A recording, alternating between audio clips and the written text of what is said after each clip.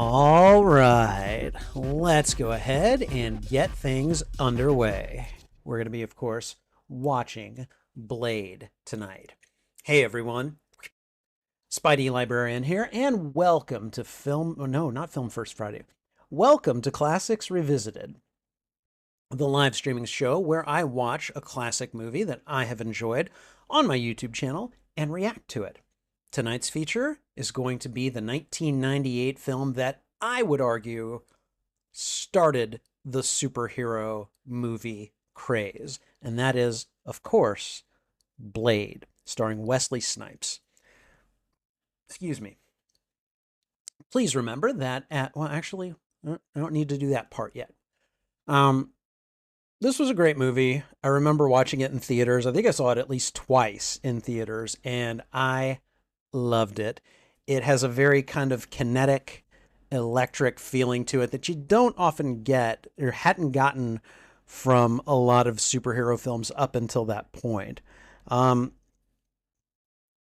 did have the Superman and the Batman movies before that.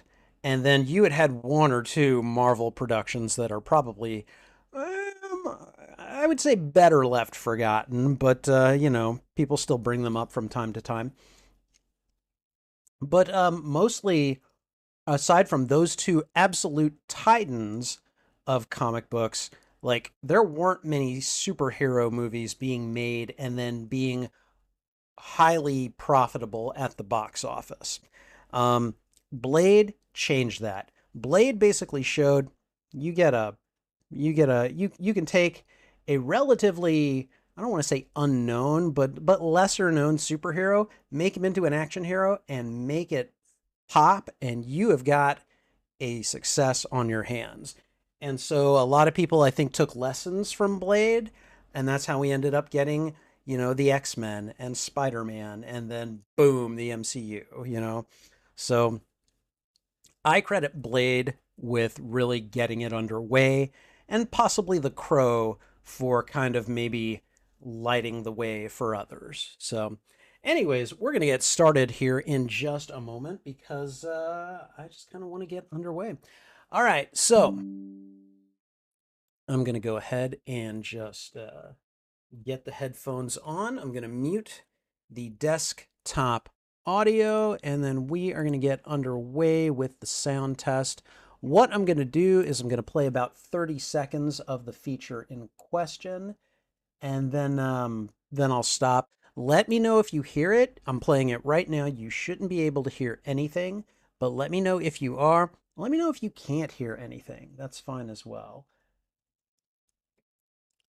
Okay, yeah, it looks like any audio coming through should be getting muted at the gate. So, and then New Line Cinema presents. I can hear like this foreboding undertone, not really any music, but okay. And I think we have gotten about 30 seconds in, and I'm going to go ahead and hit stop. Okay. And we are good to go. All right. Okay. Not seeing anyone here tonight, so there is no one to converse with. That's okay. I can keep myself entertained just fine. All right. So I think we're going to go ahead and get started. Sorry. I'm eating cranberries that are rolled in powdered sugar. They're excellent. I can feel the skin's getting left behind on my teeth, though. It's gross. I'm like, ugh, get that out of here. Anyways, I need to stop, but okay. So we're going to go ahead and get started. But before we do, in case you are here looking for any video or audio from the feature in question, I'm afraid you're going to be disappointed. What you see here is basically what you get, and that is going to be me on camera reacting to what I'm watching.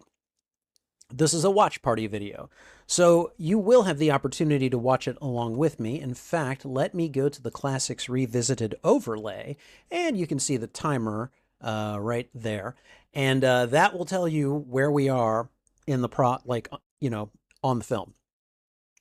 So you have the opportunity to watch it along with me if you want. And I have actually provided a link to Blade. You can always go there to watch it along with me. And you'll be watching my reactions. Now, I do reserve the right to pause and talk about specific scenes or things like that. I don't do it very often, but I do it occasionally. And then we'll resume. What else? Oh, right. And we will be using this footage at some point to make reaction video content. I don't know when that will be, but that's why I'm doing these reactions on camera now. So if this is not the kind of content you're here for, that is A-okay. Feel free to click away, click onto something else that you are more interested in. I don't want to waste your time, and I certainly don't want the negative reaction that I tend to get from people thinking that I am wasting their time. Whatever. Okay. Anyways, with all that said, we're going to basically do the watch party. There will be an intro. There will be the viewing itself. There'll be what I call the post-mortem, where we review and react to what we've seen. And then I'll do an outro, and then we'll be done. And that is the pecking order and the way in which we are going to proceed tonight. Okay, let's see. And I think with all that said, we're just going to go ahead and start the intro right now. So let's go ahead and do that. Hey everyone, Spidey Librarian here, and welcome to Classics Revisited, the live streaming show where I watch a classic movie that I have enjoyed on my YouTube channel and react to it. Today's feature is going to be the 1998 film Blade. Please remember that as Classics Revisited is both a reaction and watch party, this will serve as a reaction and watch party to the 1998 film Blade. Blade, in my opinion, is the kind of precursor to this. This was the spark that ignited the superhero movie craze. Now, I know beforehand we had Superman starring Christopher Reeve, and then we'd had the Batman films starring at first Michael Keaton and then Val Kilmer and George Clooney. But really, aside from those movies, there were not a lot of superhero movies that were going out and just like killing it at the box office. And there were other people trying to make superhero movies, but they just didn't seem to have the star power that Superman and Batman brought in. And no one was going to try to make Spider-Man until they had the special effects to do it. All that changed when they made Blade. Suddenly you have a Marvel Comics superhero that they have taken from relative obscurity, plucked him into an action movie, and basically put, another star in his place and just infused it with this kind of kinetic, frenetic energy, and suddenly suddenly Marvel had a hit on its hands. And this was basically the kind of precursor that said, okay, all right, we can make the X-Men movies, and those became successful. And then they made the Spider-Man movies, thank you, Sam Raimi, and those became successful.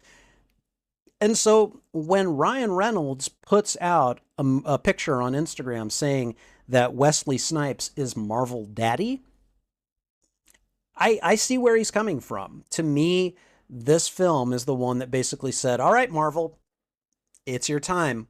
Go. And Marvel went, and we got the MCU. So I am really, really looking forward to watching this film again. I went and saw this at the movie theaters with my fraternity brothers, and we were expecting a good time. We were not expecting this good a time. We had a grand old time just sitting there watching. We were laughing at certain parts of it. We were getting hyped for others. And every time I watch this movie, and it has been a while since I've watched this one, probably the better part of a decade since I've watched it. But I just remember, oh God, this is great. So I'm looking forward to watching this film again, and we are going to watch it in just a moment. If you enjoy these reactions, please go ahead and thwip the like button, and if you haven't already, consider subscribing as well. Also, consider sharing this out to your friends, your family, your followers, anyone that you think would enjoy my reaction to these media. In this case, fans of the Marvel Universe. Whatever you think of this movie, whether you like it or dislike it, let me know why in the comments. I would love to have a conversation with you about this film. Finally, you can find the full and unedited live stream of this reaction on my YouTube channel.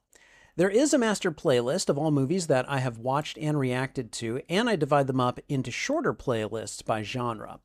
Blade would be in the horror, action, and fantasy genre playlist, and I would also have it on some tag playlists for superhero movies, Marvel movies, comic book movies, Blade movies, and vampires movies. Whichever of those playlists you go looking for, be sure to look for them on my YouTube channel under the category Watch Party. And I think that's everything. So we're going to get started here in just a moment. So grab your drinks, grab your snacks, whatever you need, web yourself in, and get ready because we're going to check it out in just a moment. Hey, CG Anime fan, how you doing? You hope that Blade holds up for me? Yeah, I hope it holds up for me too. I'm pretty confident it will. I've seen this movie quite a few times. Though I will admit, it has been a while since my last viewing of this movie. So, um, yeah, I can't remember when exactly, but it feels like at least the better part of a decade. So, anyways, let's get everything set up. All right. And you guys hopefully know how this works by now, but if and you don't, I am going to, there we go. I'm gonna, when we're ready to go, I'll say, here we go, thwip. About a second later, I will click play on the feature in question. And then about a second after that, I will click go on the timer. So I'm gonna go ahead and put a couple of seconds on there just to give myself a little cushion. And then we're gonna go. So you think the Blade is Marvel's most popular vampire character, even more so than the iconic Morbius? I would say that back in, say, the 90s, you could have asked which Marvel vampire was more popular, and it was probably anybody's guess. But after the 1998 movie, yeah, it definitely became Blade. And I think they've tried to do Blade versus Morbius fights in the comics. I would love to see one of those in a movie. I would love that so much. Like, if Kevin Feige was like, okay, look, Sony, look, you need to let me borrow Jared Leto, and Morbius has got to lose, but I want to do a fight between Blade and Morbius. And I would be like, yes, yes, do this, please, please. I've seen some of those battles in the comics. I need to see it on screen. Right now, I don't know if it'll ever happen, but I hope it does. All right, guys, are we ready? I'm ready for this. You guys ready for this? I'm ready for this. Okay. All right, we're going to go ahead and get things underway. So, all right. I'm just trying to think if there's anything else I need to do. I don't think I do, so we're just going to get we're just going to go ahead and go. All right? All right, everyone. 1998's Blade. Here we go.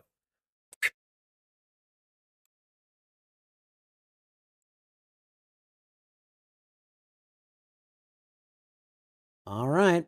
And we are doing it. Okay.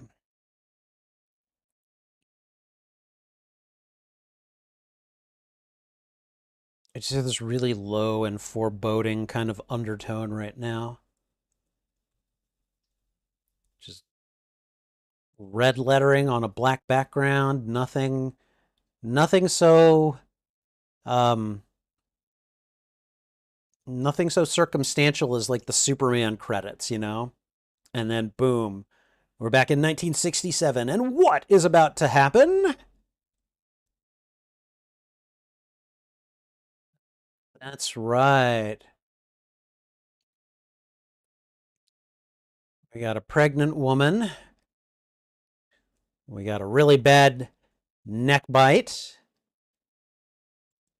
Yeah, some kind of an animal. Yeah, that's one way of putting it.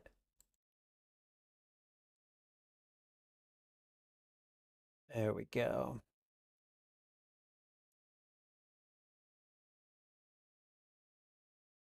What was her name? Vanessa?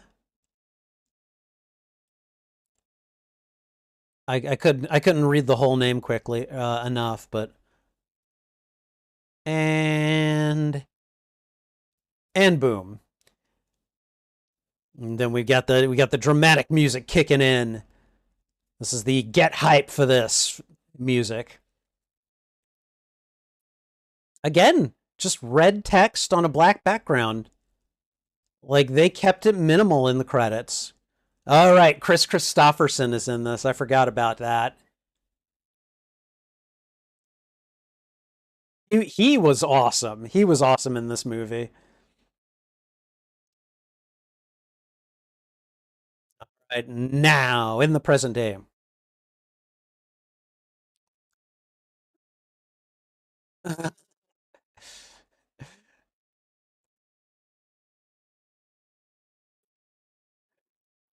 This opening scene made the movie for me. Like this basically was like, "Oh my god, everyone wants to be here, you know, everyone wants to watch this." You got this really hot club girl taking this kind of clueless dude into a party.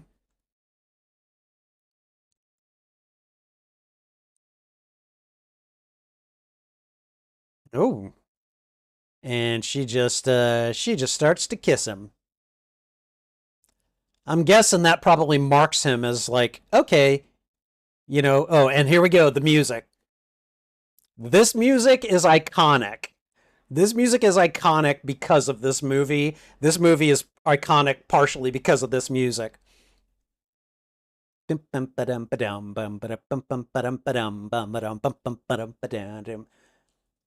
I am not a club guy, okay? I am not, but oh, and my video just stopped. Hold on. We are going to stop the timer real quick because my video just decided it was it wanted to stop. Let me see what's going on here.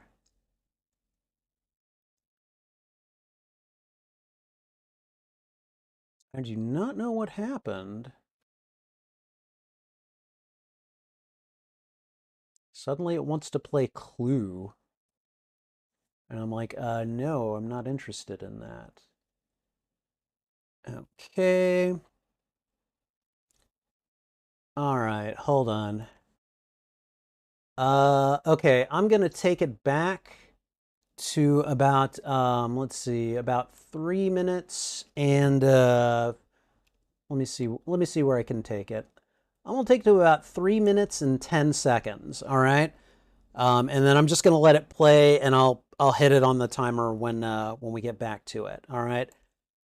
And let me just hold on. It was muted for me for a second. All right, let me try it again. All right, starting again from 3:10. Ignore the timer for the moment, and I'll try to sync them up as best I can. Here we go.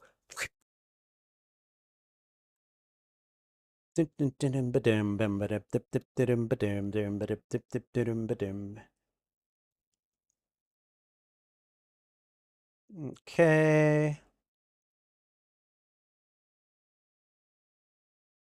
All right. This is about where it cut off before. Okay, it seems to be doing fine now. Okay. I think they're synced up, so we'll see what happens again. She just throws him her jacket and just goes and does her thing. Everyone just keeps pushing this guy around. He has no clue what he is in for.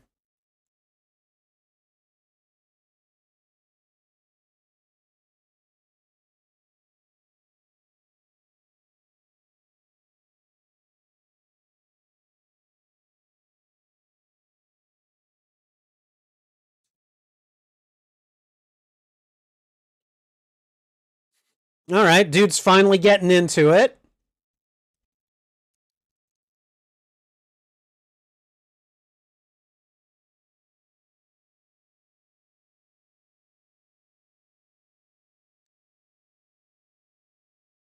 And they both just shove him off like he's nothing. Oh, okay. I don't think I caught that before. That was Frost that he bumped into.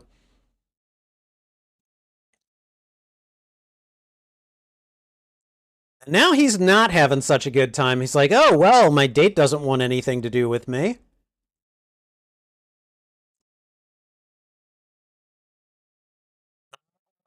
Here's the moment. This is the moment right here. What's this red stuff on my hand? What is it? Is that what I think it is? What's going on? And yeah, everyone around him is reaching up.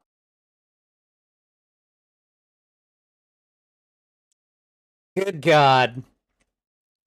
The bloodbath thing. I was like, damn. Now, of course, we know what's going on because we're in the audience. We know what's about to happen. But, like, this poor guy is just clueless and is just like, why am I being sprayed in blood? You know? Oh, God. And now she flashes vampire teeth at him. And now he's like, I'm getting out of here.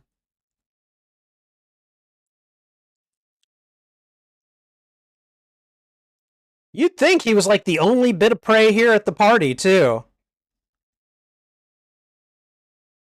Can you imagine just being in this guy's position? Ooh, guy just punched him. Now they're kicking him. And then everyone stops chasing him. Because, of course, there's Wesley Snipes.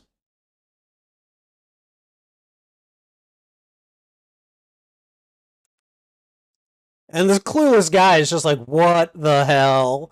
As any of us would be. But pretty much everyone else in this space is a vampire. It's the Daywalker.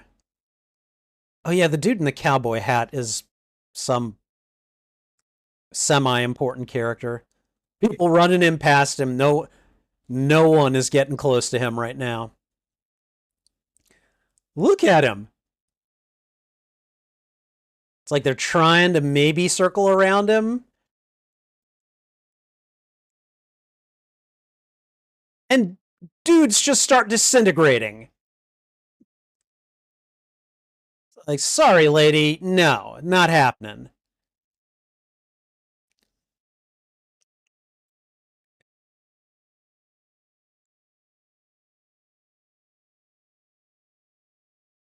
Oh, that lady. Does she even survive? I don't know. Oh, dang. The fact that this fight is taking place to like a frickin', club beat is just it's awesome, you know? Now I'm guessing this was not the first movie to do that kind of thing, but I don't know. This scene just made it look so good, you know?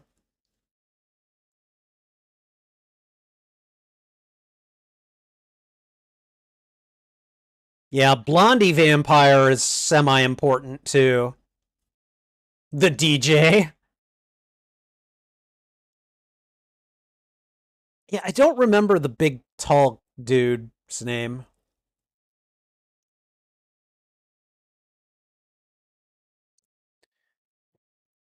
There's the circle, boys.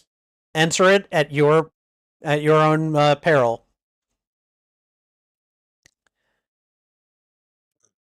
This this part is also great.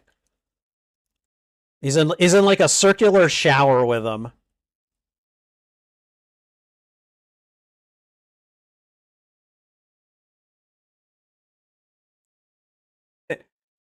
And then Blade throws the glaive against the wall, spins around in the circle, and takes those three guys out.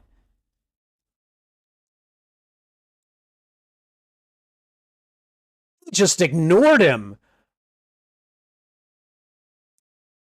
The disrespect there.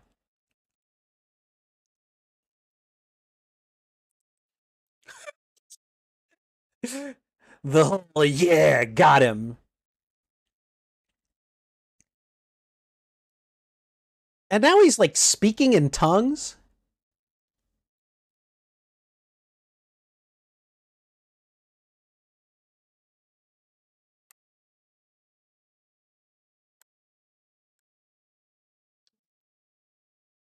He's like, you're not dead yet.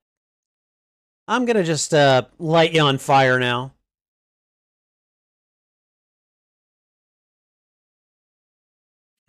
He's like, get out of here then. I don't want nothing. I don't want to deal with you.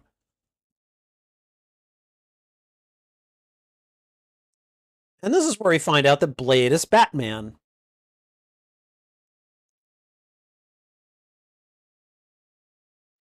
Okay, and stop. My movie decided to stop on me. We're having trouble accessing this content. What is going on here? Okay, hold on a moment. Um, I don't know if this is something to do with Pluto or what, but I am getting stopped every few minutes, and I don't know what the deal is. So give me just a second.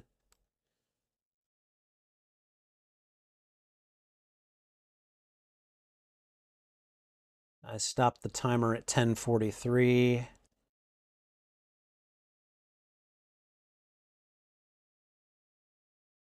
And now it keeps trying to show me anything but Blade. All right. Hold on just a minute, everyone.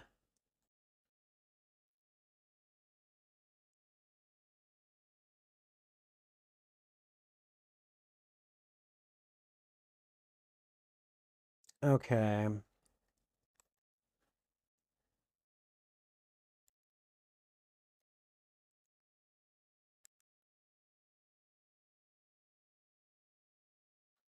All right. Again, guys, my apologies. This is just something that seems to be happening occasionally.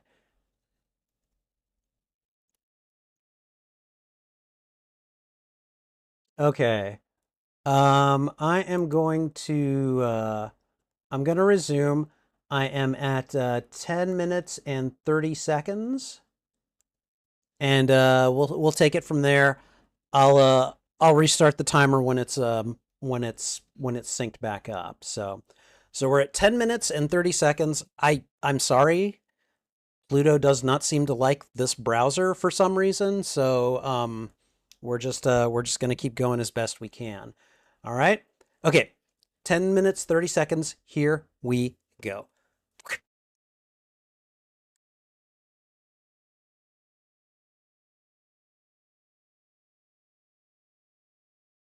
All right.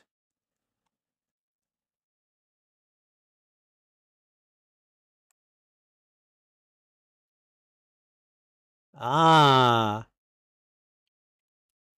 Okay, it just went to a commercial for me. So, and it's on the timeline. So I could probably just keep it going. I'm guessing it's having a hard time playing the commercials, and so it's probably stopping the movie. All right. Still on a commercial. Sorry, guys.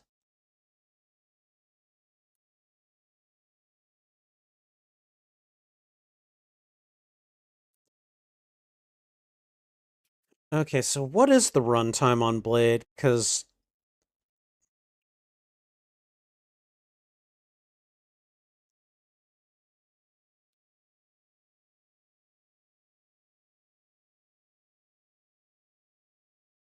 oh, okay. I need to take my antibiotic for my UTI.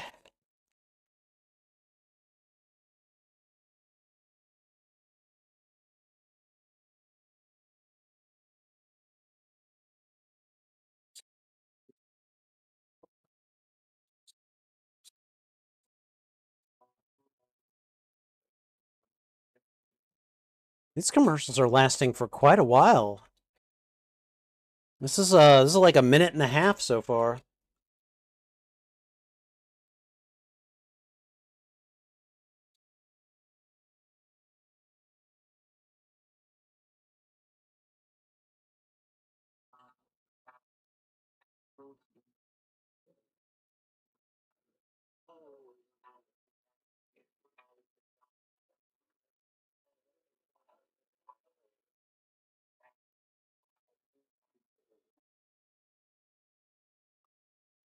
Okay.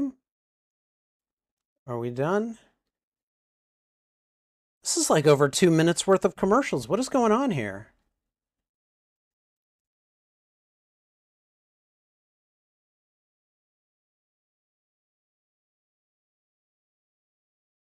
Okay, all right. And it's back on the movie now. Okay, all right. Hey, Lydia.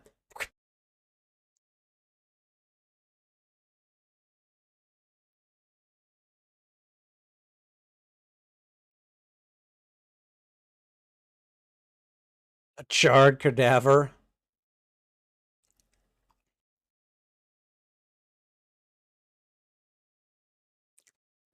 I can't even imagine what that must smell like.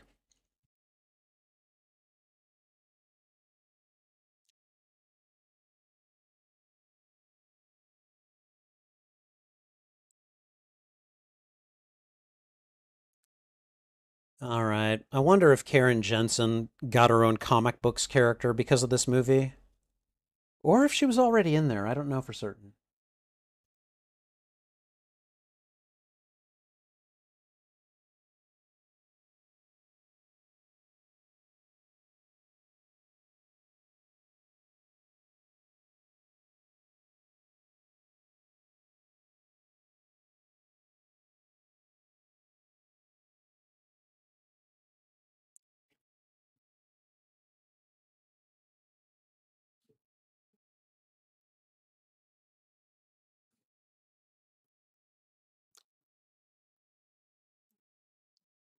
Okay, so they used to date, apparently.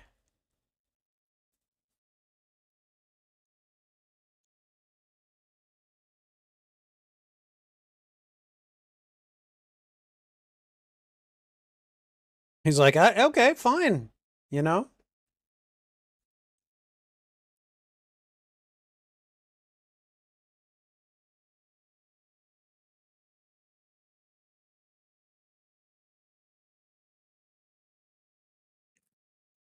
It's like, hey, we might have something that's not entirely human here.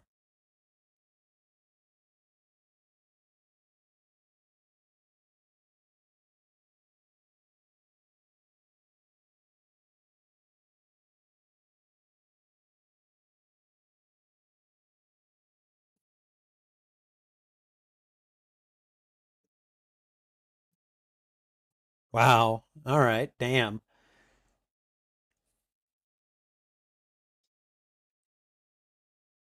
Oh. Well,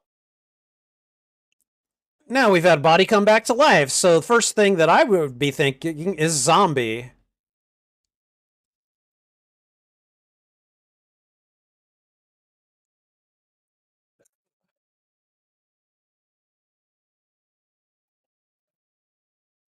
And while he's starting to feast on Karen Jensen, hematologist, here comes Mr. Blade in his black leather suit.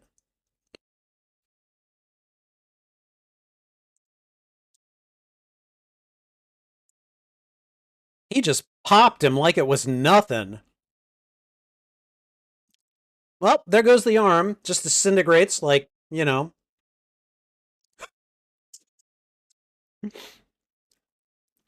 Okay, the cop shooting at Blade and Blade just responding the way he did, that's another thing that made this movie just fantastic, you know?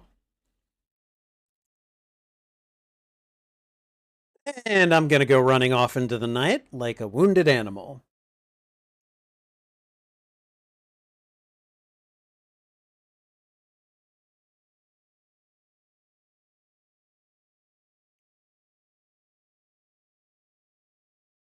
And looks down at her, sees a flash of his mother reaching for him.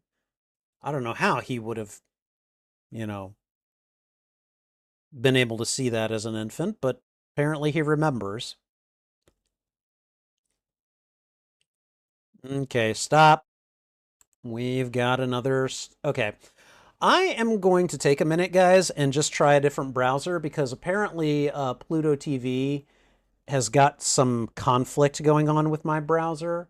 So I'm going to just take a second and try something different. And hopefully, because if I have to accept the commercials, that's fine. But I really dislike the way that that it's just stopping. Like it's having a conflict with the browser and just stopping everything.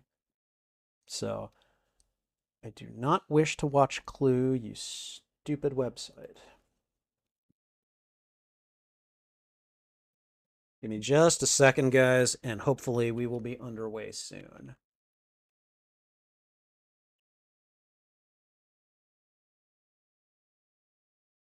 All right, we are at about 17 minutes and 30 seconds. So what I'm going to do is take us to that point and then see what that does.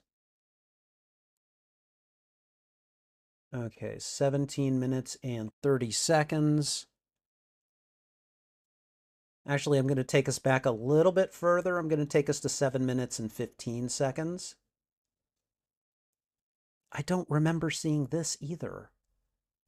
Okay, I'm going to take us back a little further than that. I'm going to take us back to 16 minutes and just see where we are.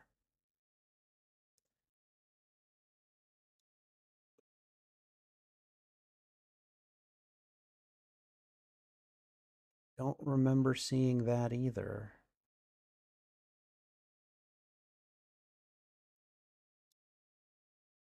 Okay, for some reason, there we go. I'm trying to find the point where Quinn, I think his name is, runs away. Okay. Okay. 15-minute mark. That's familiar territory. Let me go to 15:30. That looks like it's too far.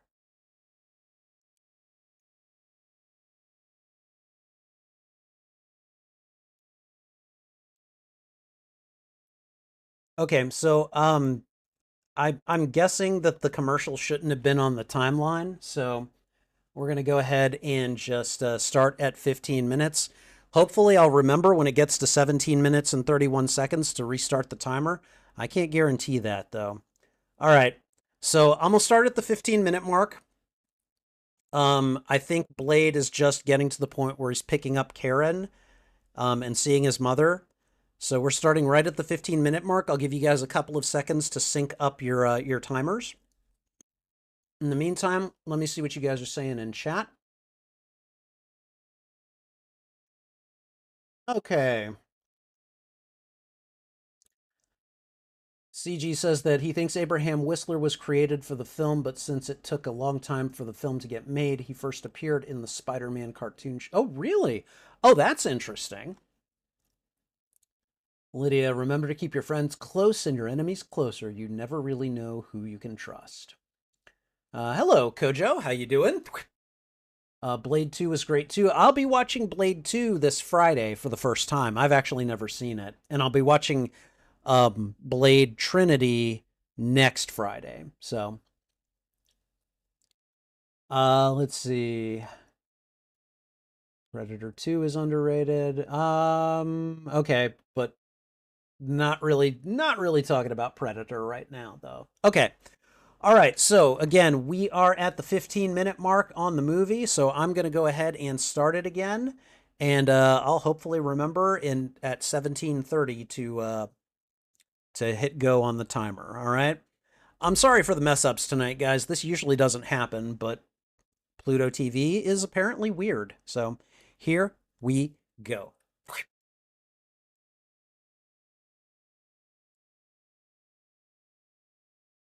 Okay, yeah, the cops are coming after him. And he's like, nope, nope, leaving. I'm leaving.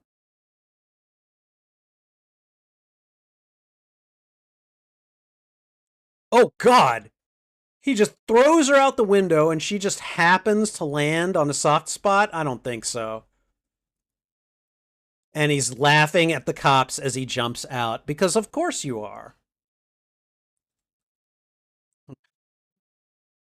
And Jensen is probably like, how in the hell are you doing this? You know?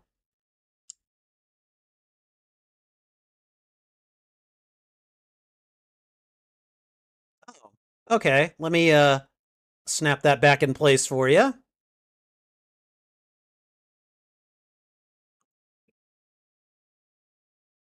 Now he's like, come on. We're not doing this.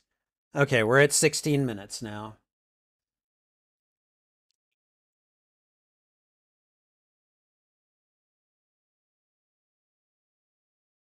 And now we have a very blue sky.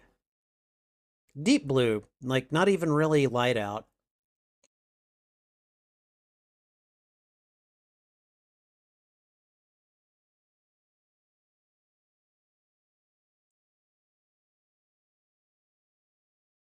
Okay.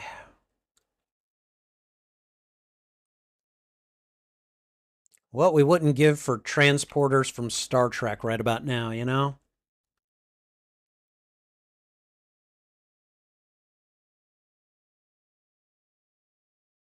Taking her out of the city, or at least away from downtown. I forget, does anyone know which city this movie takes place in? Because I didn't really think to look. Like, is it New York?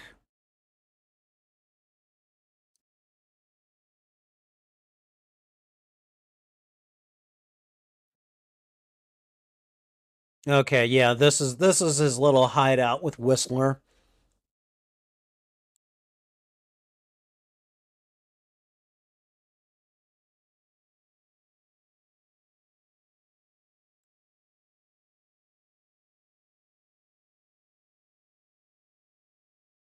No, playing CCR as we work.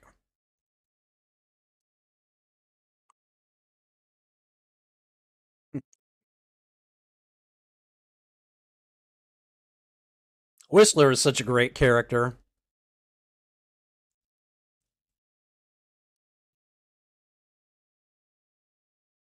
I should have, but I didn't.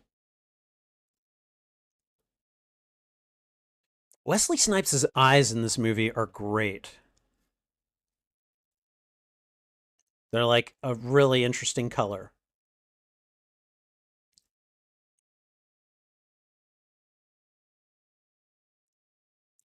It's LA. Okay.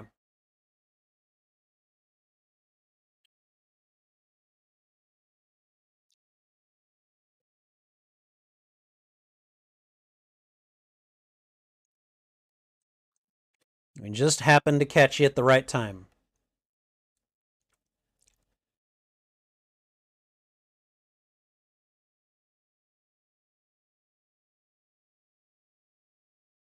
When.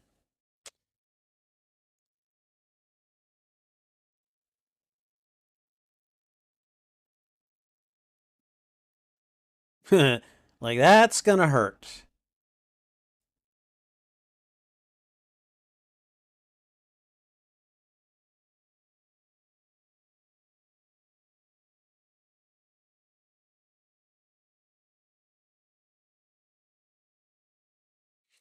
Dude just shoots her up with that garlic allium compound and then just goes right back to listening to Creedence Clearwater Revival while he works.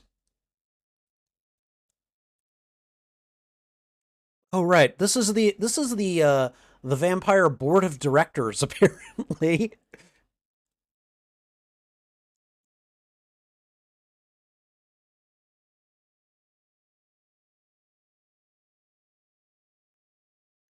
What shall we do about him, vampire president?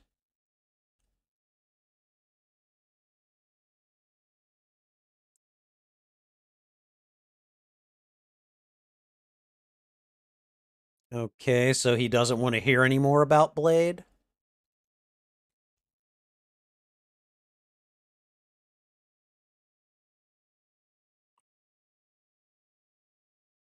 So Stephen Dorff, the actor who plays Deacon Frost, um, is actually the main character in another horror movie I like from the 1980s called The Gate. It's a good kind of baby's first horror movie type of movie.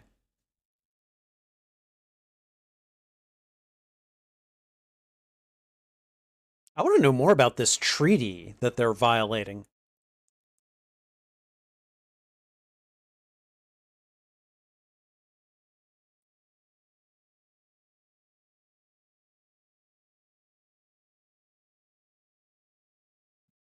Mm-hmm.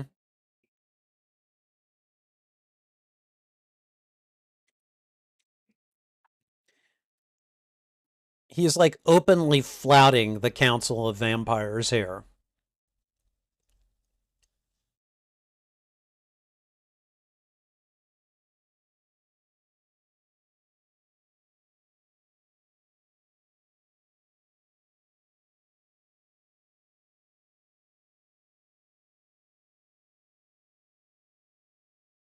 It's like, I would like to take leadership, and this is how I'm going to do it, you know?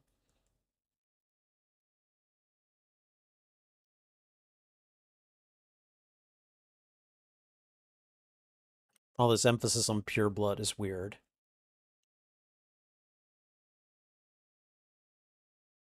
How do you get born a vampire? I'd like to know that.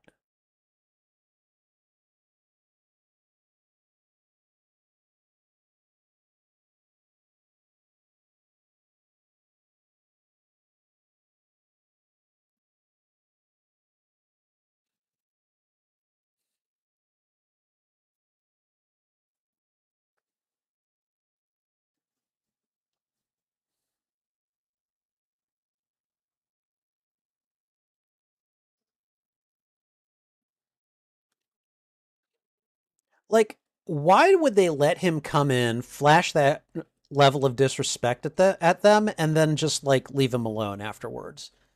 That tells me they're weak, you know? Okay, I'm going to stop because I hit a commercial. Yeah, this must be what was going on. The browser that I was using was fighting with Pluto. It was probably trying to block the ads. So now it looks like it's working properly. I dislike the commercials, but we do get to watch it for free this way. So, you know.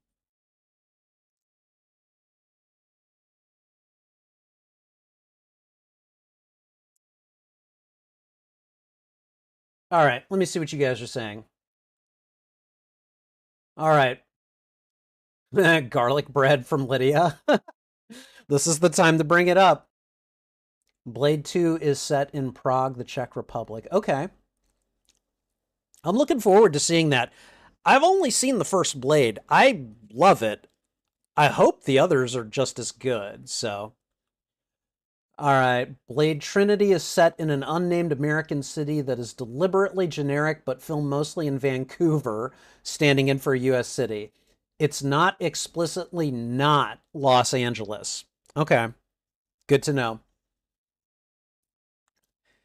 In the 1998 film starring Wesley Snipes, it is famously set in New York City, depicting Blade's hunt for vampires in the city's gritty underworld, with key locations like Karen Jensen's apartment, actually filmed in Los Angeles, doubling as NYC, fitting the comic's urban gothic atmosphere. Okay, so the setting for Blade is in New York, not Los Angeles, even though it's filmed in Los Angeles, right?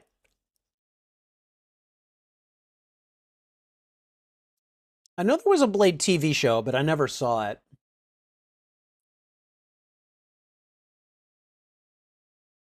Okay, are we back? Yes. Two, three, here we go. All right. And there we go. We're on it again. Blade's buying more supplies.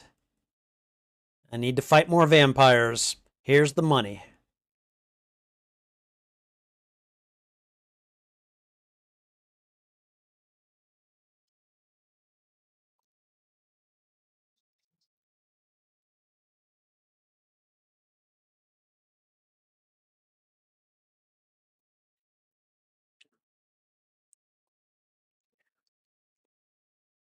Does the serum keep his vampire, like his bloodlust, in check? Is that what's going on?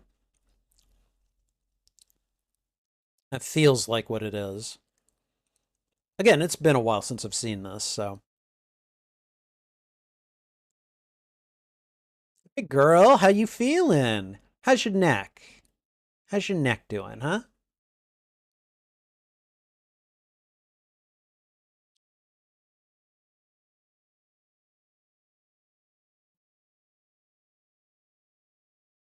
All right, she must be feeling pretty good. She's getting up and walking around and doesn't look like she's dizzy or anything.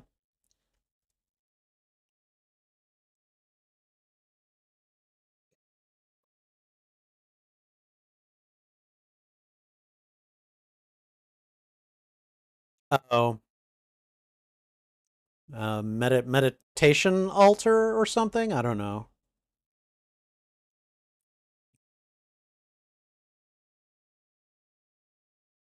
Vanessa Brooks, right? I think it's Brooks.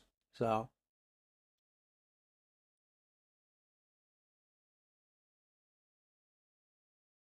what's with the plant? All right. So you've seen, Blade's room, meditation altar, armory. Oh, right, the sword. The sword of the Daywalker. Oh, you don't want to, yeah.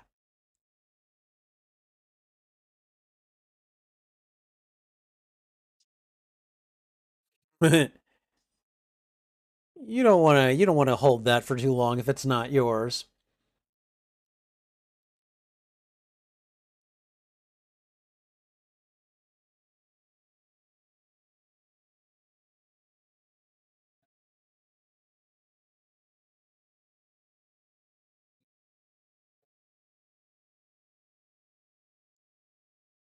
She might be able to help you with whatever condition you're going through.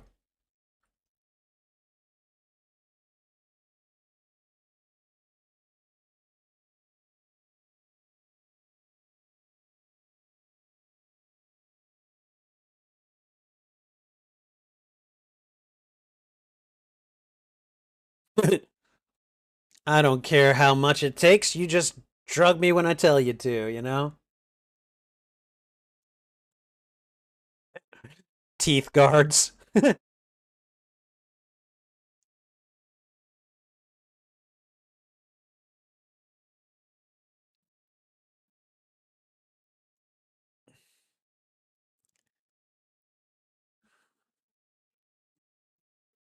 That cannot feel good, whatever his body's going through there.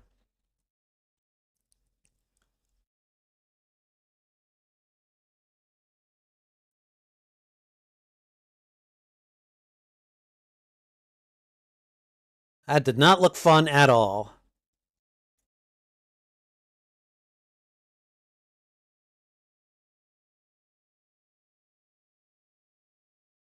Dude, just start talking.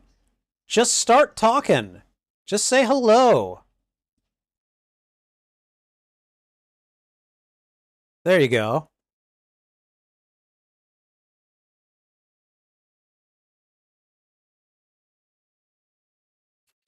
He just silently lands behind her. This is hilarious because that's gasoline leaking out, and he's just like lighting a cigarette while he's near the gasoline.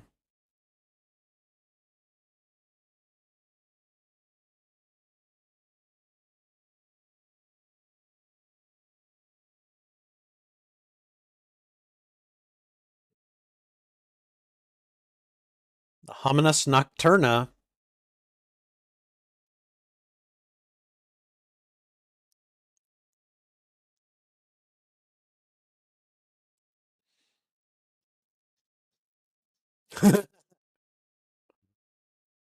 Yeah, I love the dialogue here. So you met Mr. Crispy. What do you think?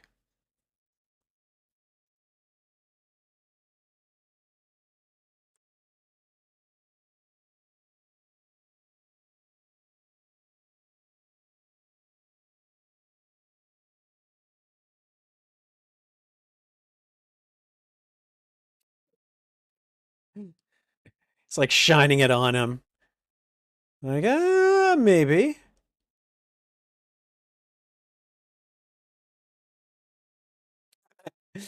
Still heavy, but you're so big.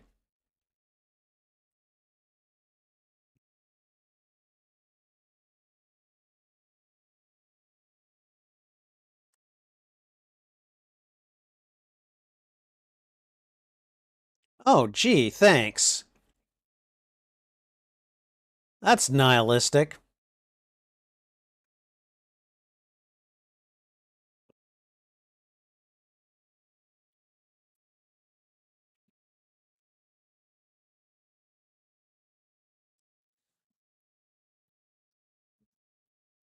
Of course, they own the police. Not gonna do that.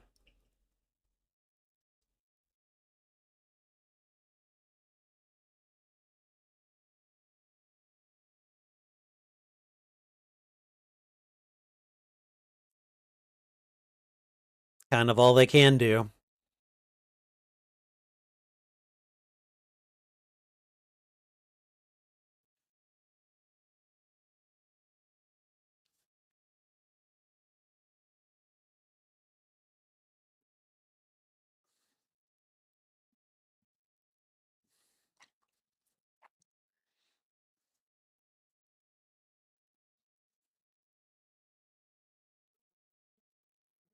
Wow.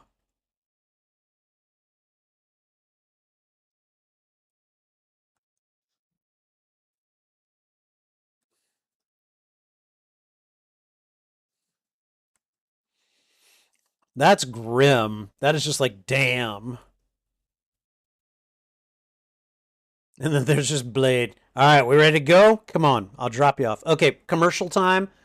Let me go ahead and stop the timer.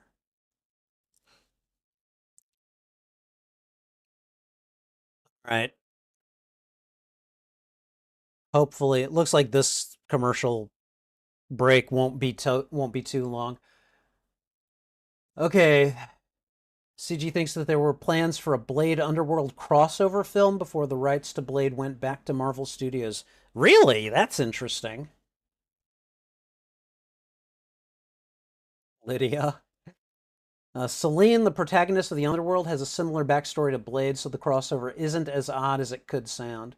Huh, that's weird. Okay, we're about halfway through the commercial break.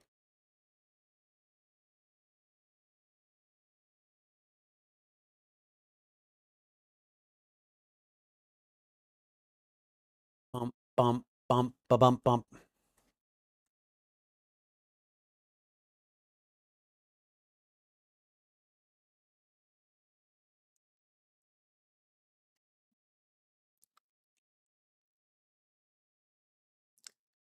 Okay. All right, we're about to start again. Okay, and here we go.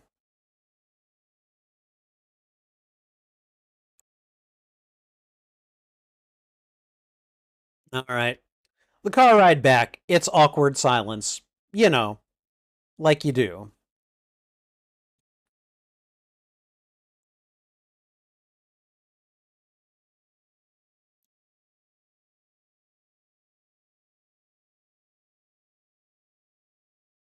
See, again, this guy, this vampire elder, vampire council member, pure blood vampire, whatever you want to call it, he comes off as nothing but weak in this movie. Like, I just wonder what the point of him is, you know?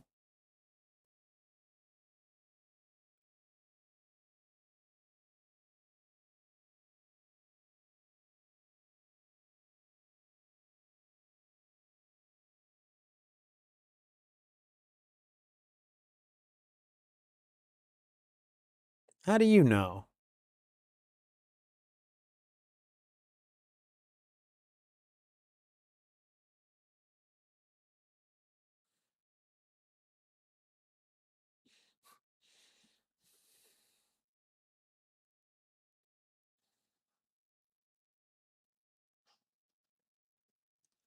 Ooh, that was disrespectful. Slapped him like nothing.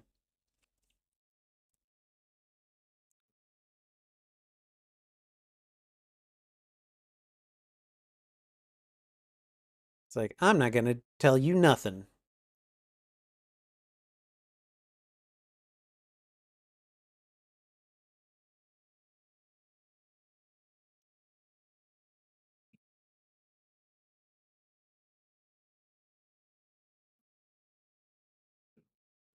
So he came in here, slapped him, yelled at him, and then walked away. I don't know. Not the best like foil for the villain, you know?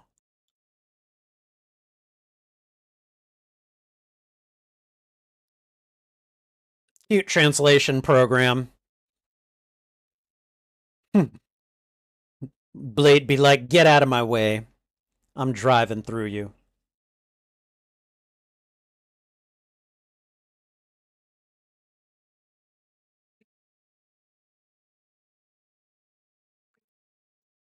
Yeah, about the daytime thing. See, they might not be able to go out in the daytime, but their pets can.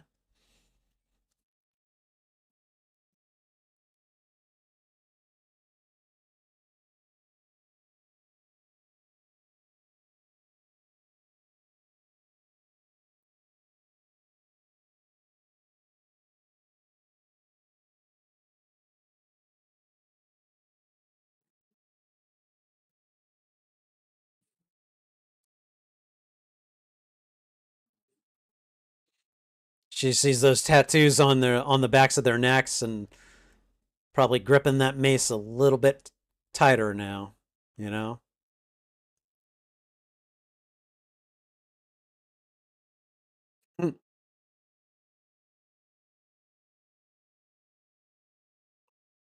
How you doing? I'm doing okay. How are you?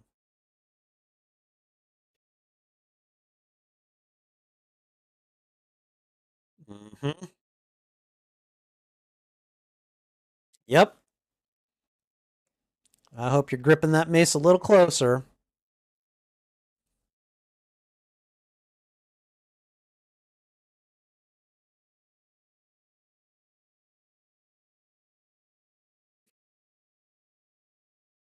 And they just went into their apartment. Right? Right?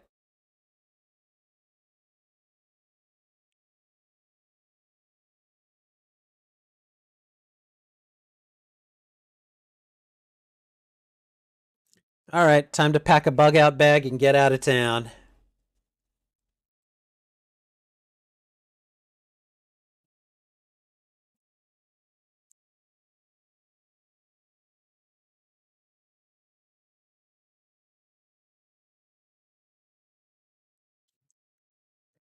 And I mean, to her credit, she's doing it, you know? Like, okay, I'm taking a vacation for a little while. Whoa.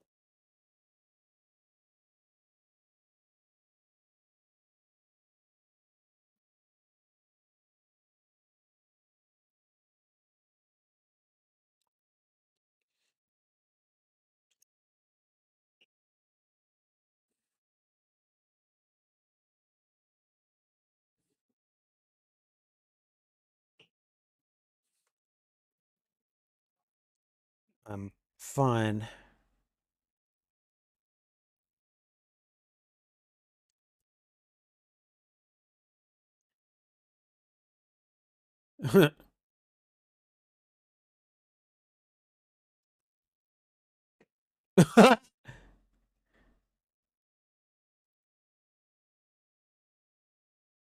She just stood there while it.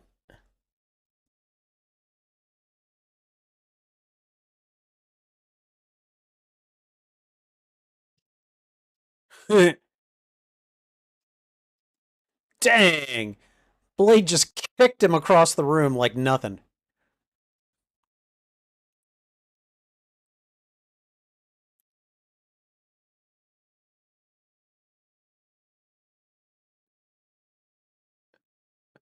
Okay, do you have to?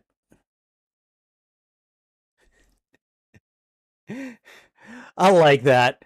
He's like, yeah, I used you as bait. Yeah, I did. Now you're gonna have to deal with it.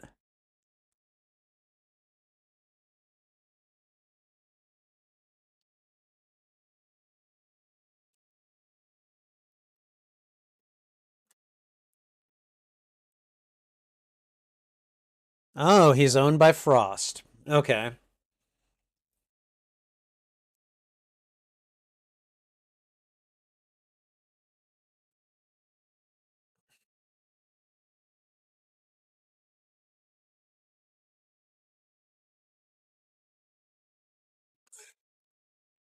Love this dialogue. Or not exactly the March of Dimes.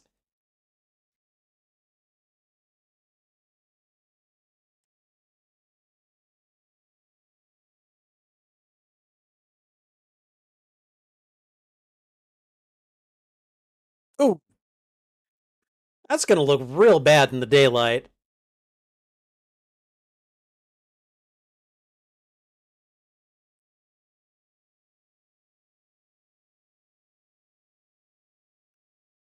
And now he's running through a crowd. Blade can't get a lock on him. And here comes the "this is why you suck" speech from Blade. Hey, Parker.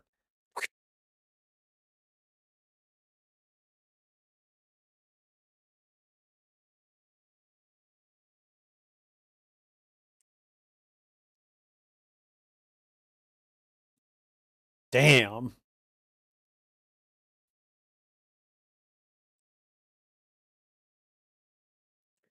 It's like, you're useless.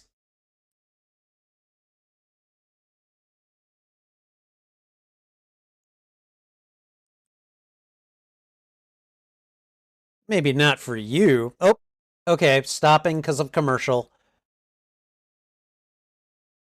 Okay. All right. Let's see. The Crow, Hellboy, Spawn. Hmm. CG hopes that Mahershala Ali gets to play Blade for more than just a cameo voice appearance, because he remembers that he was really good in House of Cards and Alita Battle Angel. Um, I've seen Mahershala Ali in Green Book and the first season of Luke Cage. He's a good actor. He's a really good actor. So I hope he gets to play him too. Right now, it's not looking so good. All right, we're about to go back to the feature. Here we go. Okay. And I might be slightly behind now.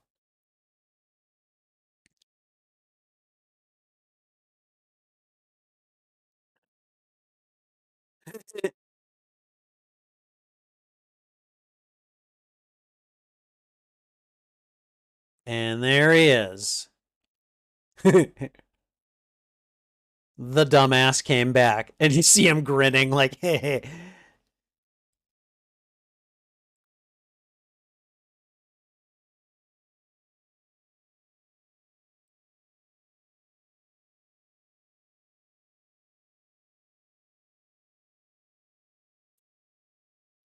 I like this fast driving sequence because you'll see. Yeah, it'll show vampires feeding off of people.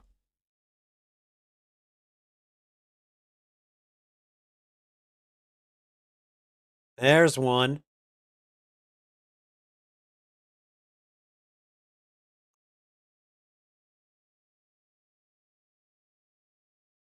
All right. Now, is he going straight to Frost or is he going to someone else?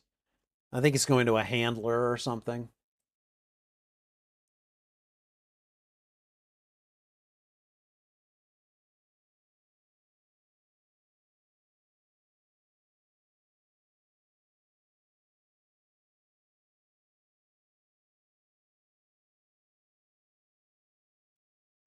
And it's like, how can you tell? Yeah.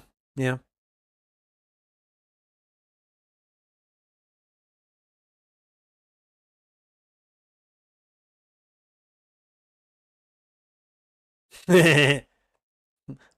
Like me.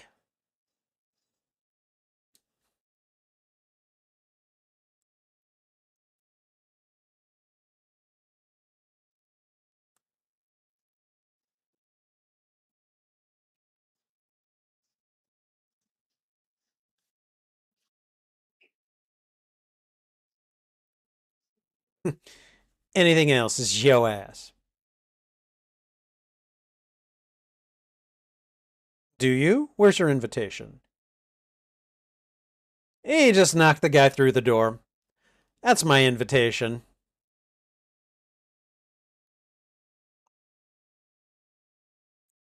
So what do we think? Do we think the performers here are vampires? I feel like all the audience are vampires. I'm not so sure about the performers.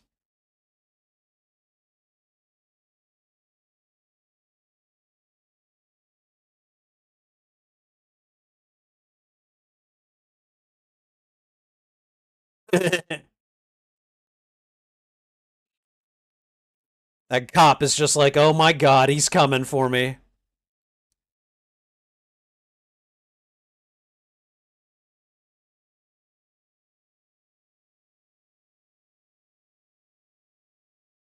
So, yeah, Cooks, you better get out of here.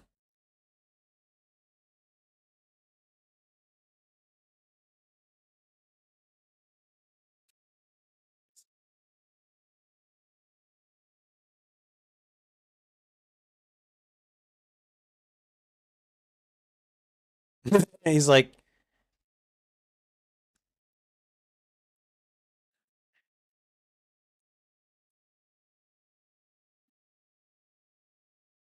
it's like, if you try to screw me, I will mess you up.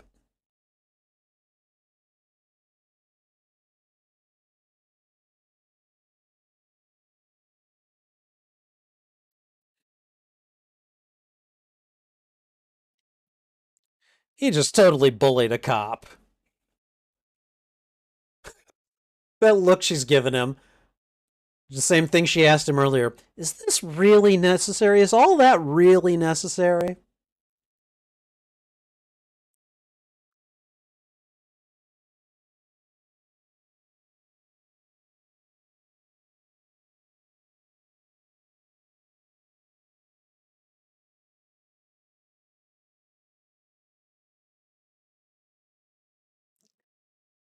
Okay, what do we got here?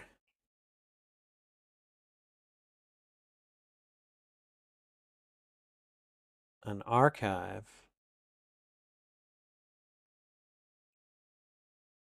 Ooh. Records for what?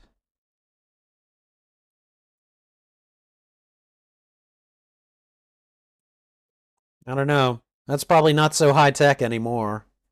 But it was back then.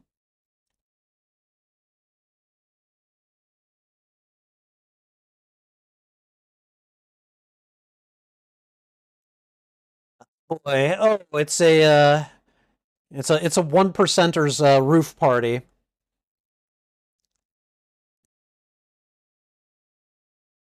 Oh, just hiding, doing his thing.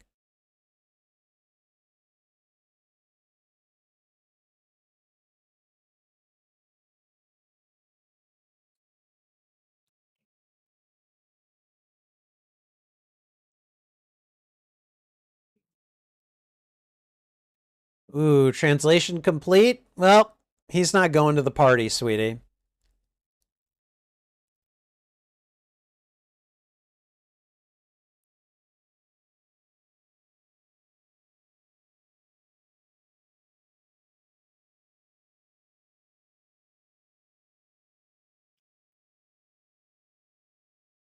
Oh, that's right. He's trying to summon, like, the Uber Vamp or something.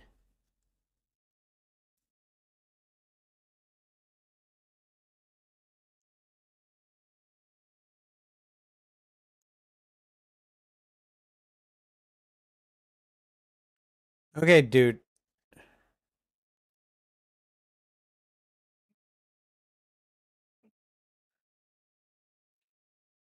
He's gonna get killed. Hey, man.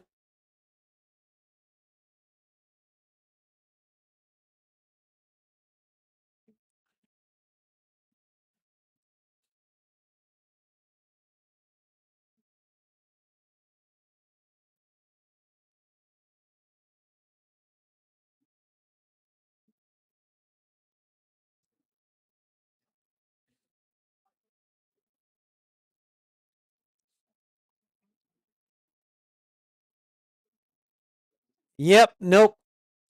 Nighty night, a hole. You failed.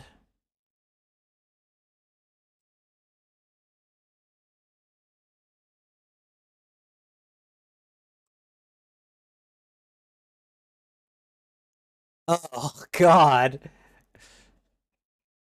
Okay, wow. And we're just gonna into the water with him.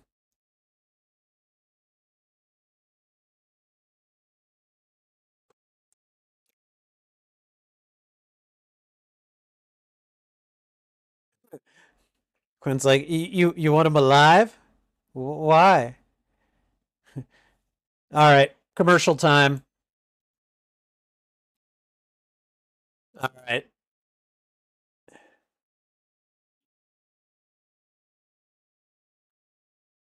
Okay, this is a short one. We're gonna be back to the movie in just a moment here, so just give it a second. I'm getting like one commercial for Pokemon or something.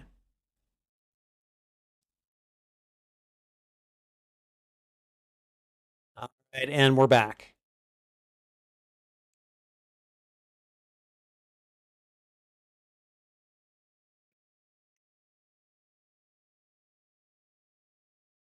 Oh yeah, who is this guy?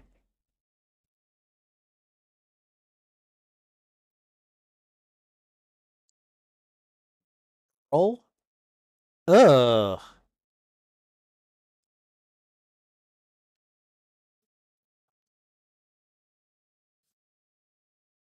wow. Not even trying to save one of his lieutenants.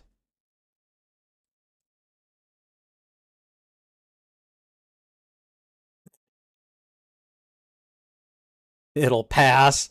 As soon as he said that, he's like, I'm terminating the message. UV.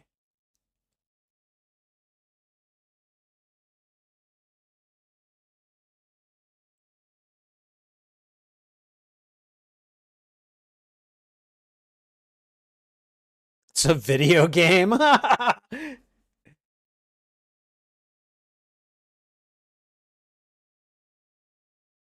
Okay, UV light, fun stuff.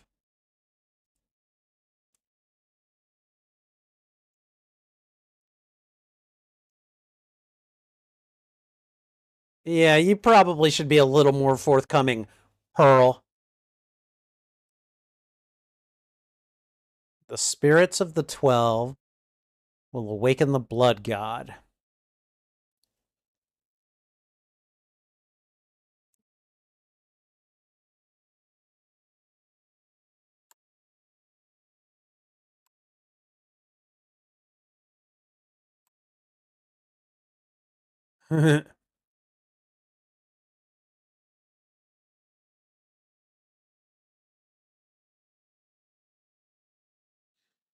Explosive gel.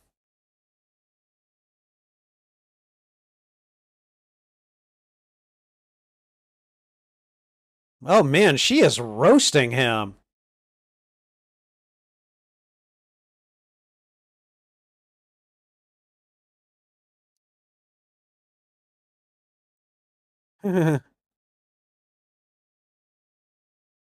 He moved.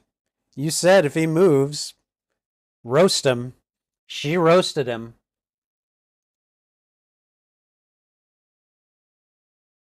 So, what do we have here?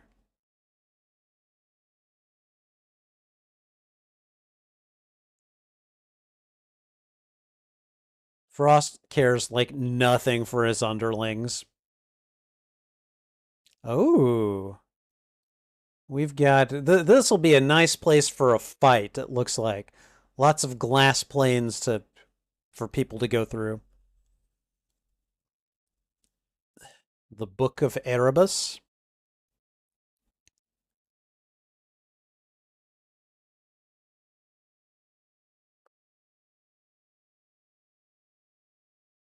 La Magra. Okay.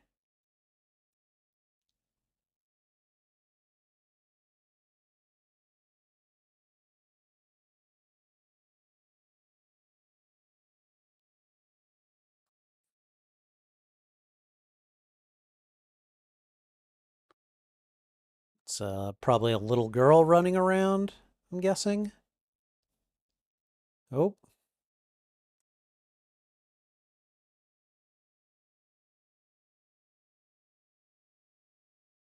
it's like a silent game of hide and seek slash tag between them.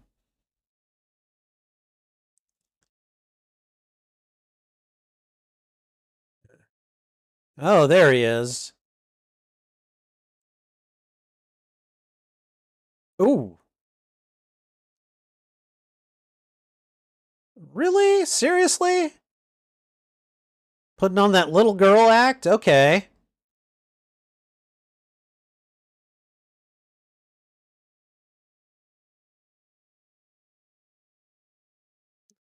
Okay, Quinn.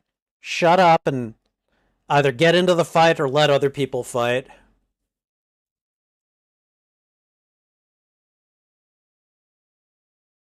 And everybody came out in force.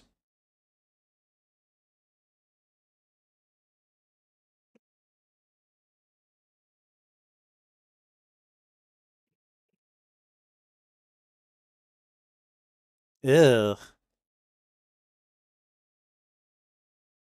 Didn't know you played. You probably suck.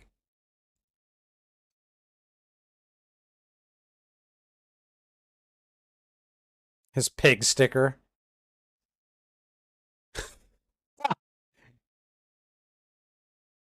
Oh, God. Dude loses his hand and just starts laughing about it.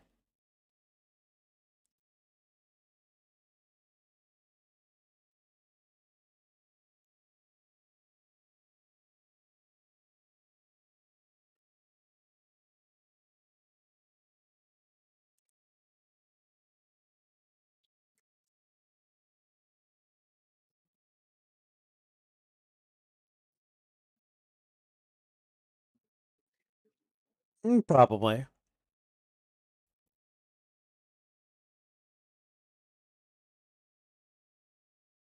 Oh, God. Stop it. Ugh.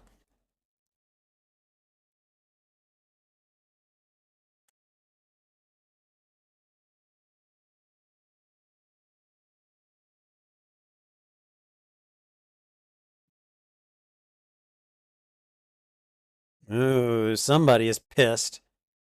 He just starts laughing.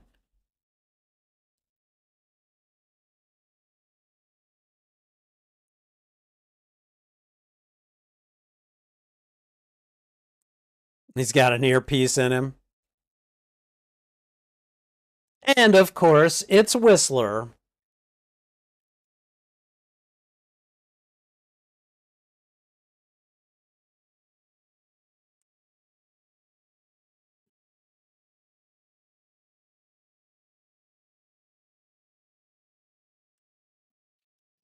All those weapons, and they can't hit him.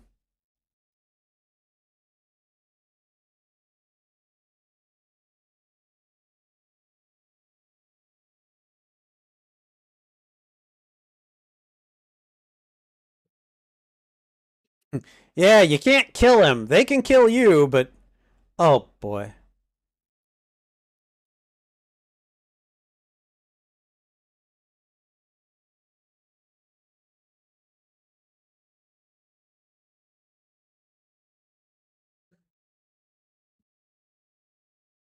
No, apparently you're not. Oh, this is gonna hurt.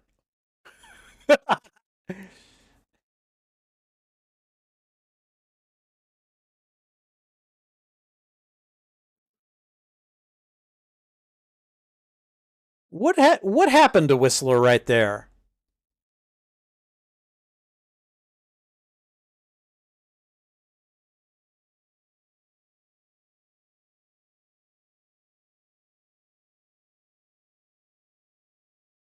Like, get up here.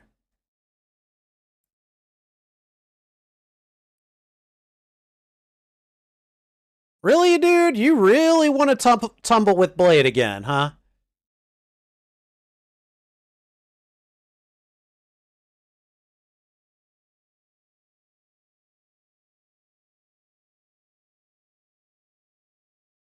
Oh, you got his pig sticker, huh? You don't want to touch that right now. Is that Whistler?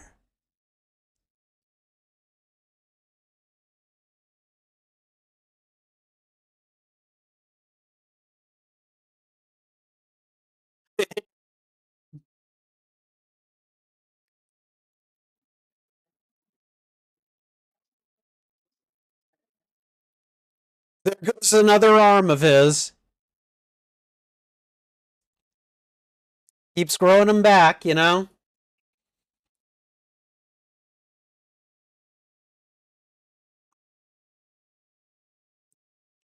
Yikes. That has to have hurt, even for Blade.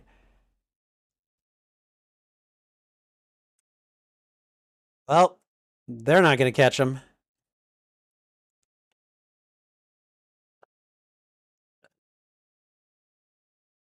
Oh, hey. One good turn deserves another.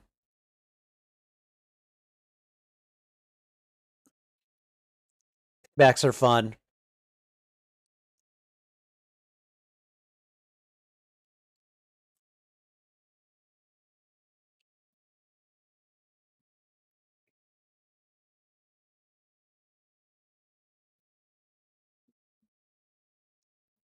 Oh, fun.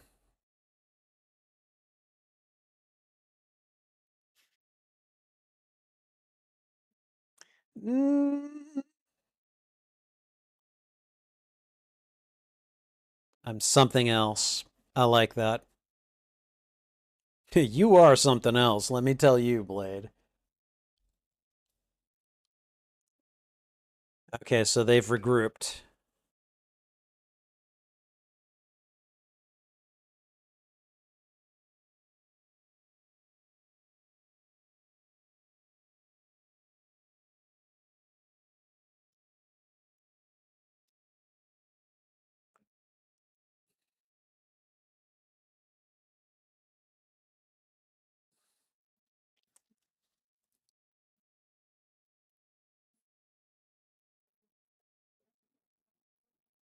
Oh, so he can eat pasta and garlic bread.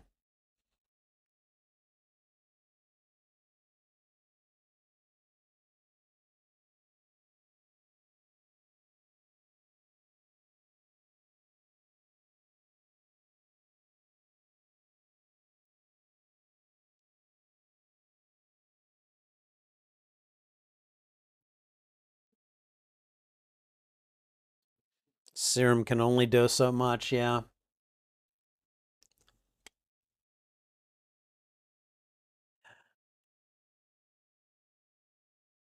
Swigging whiskey like it's nothing.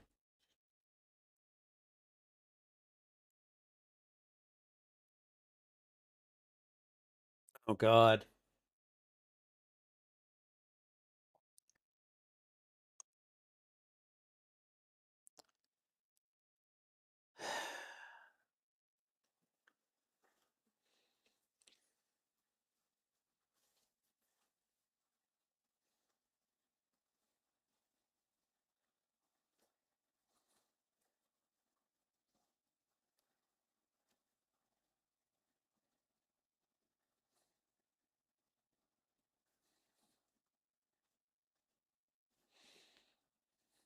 Okay, and now we've got a commercial. Hold on.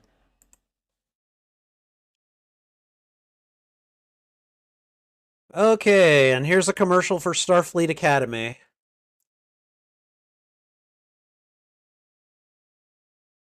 It's Dawson's Creek Star Trek.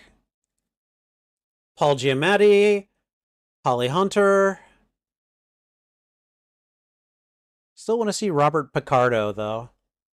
Oh well.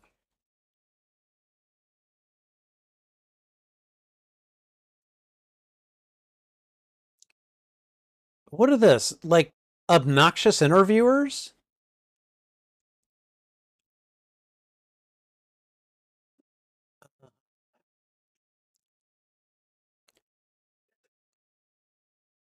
Excuse me. All right, and we're back.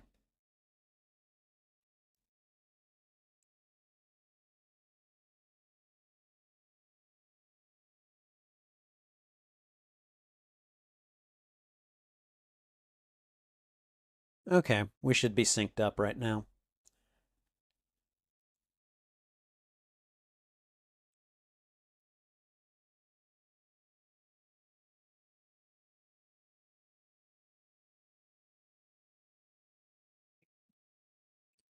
Well, it's not like you were forthcoming, you know. I mean, she's got the basics.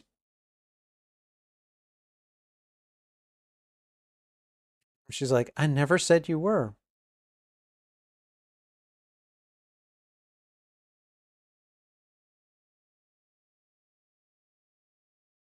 I'll be doing it again soon enough, you know.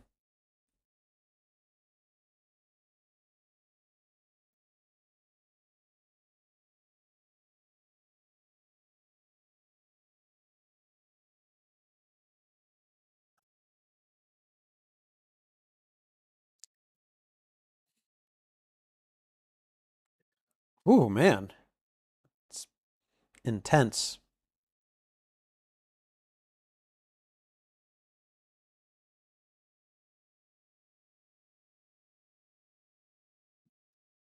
Oh, God.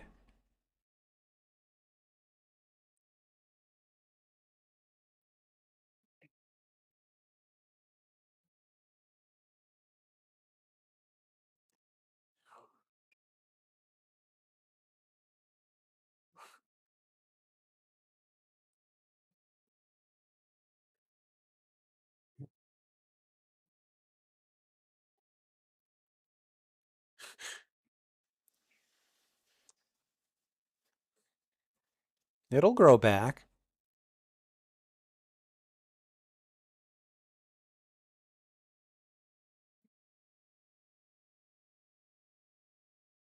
Wow. All right, okay. He did a pretty good job of talking Quinn down. I'll give him that.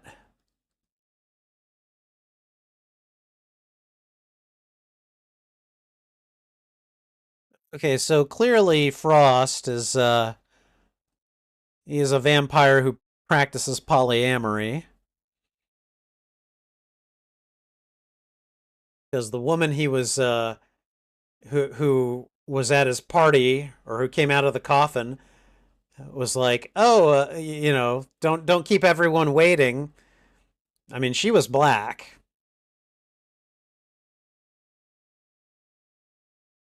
and they're gonna kill the this elder dude.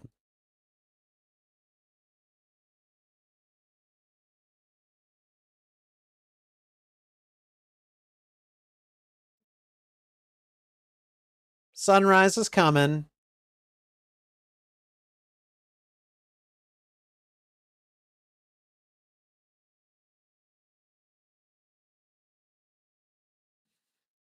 Ooh,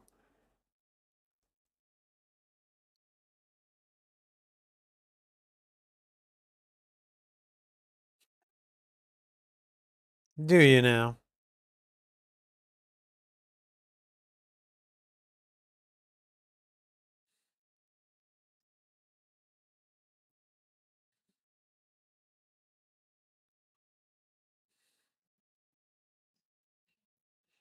Is that so?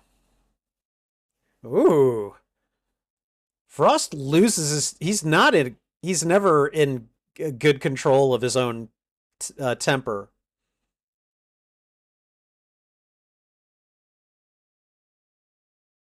I'm going to take one fang. I'm going to take the other.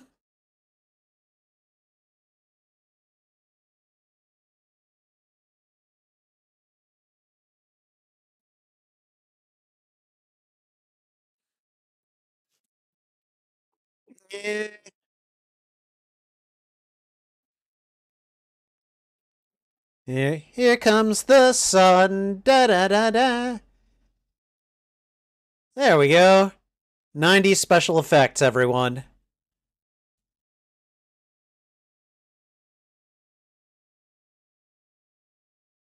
They're all wearing biker helmets and holding hands while this guy catches on fire. Oh, that was a nice little explosion. Dragonetti. He's dead, and I took his fangs.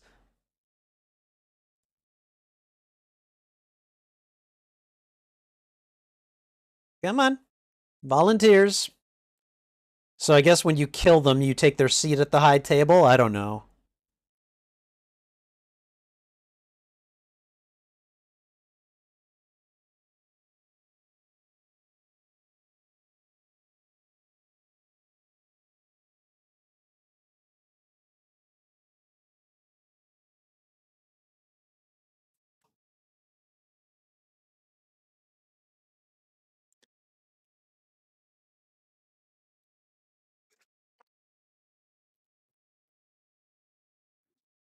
What's this?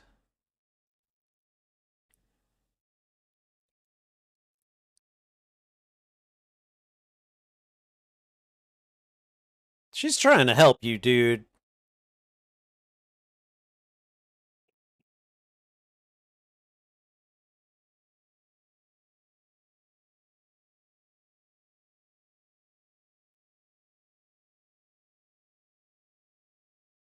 Step back.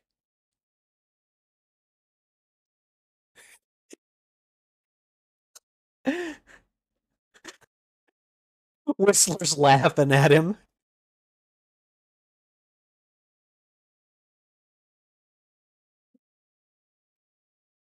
Okay, all right.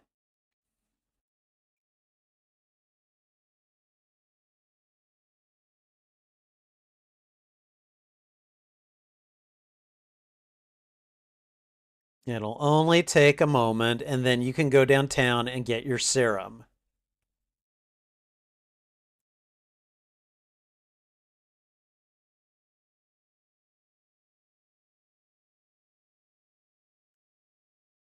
Oh boy.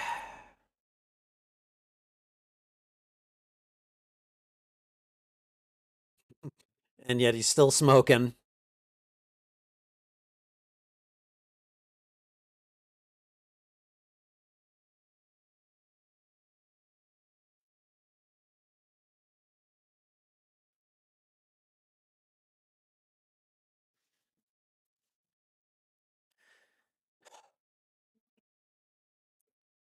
Asthma's kicking in. Oh, I've got a commercial, so stopping. All right. I need to take I need to take a hit off of my inhaler, so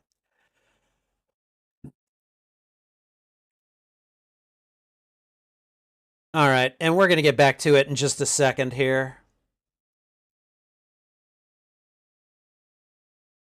And we're back. 9. Okay.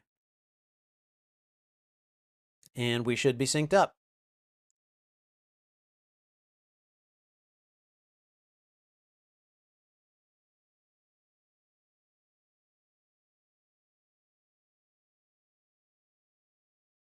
Uh-oh.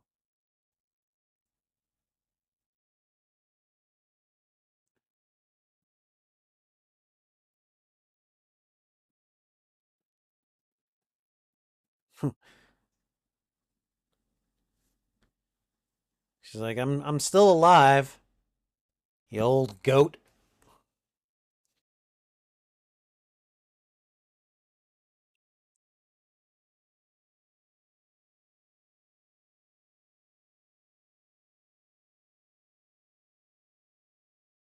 Uh-oh. Look at this. Talk about your hostage situation.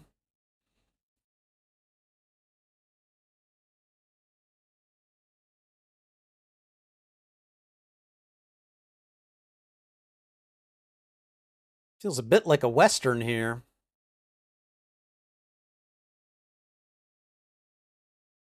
He's got a little girl as hostage, yeah.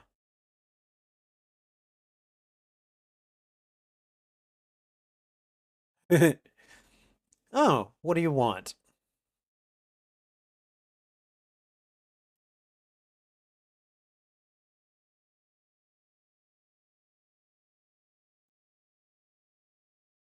There we go, right? You're using sunblock.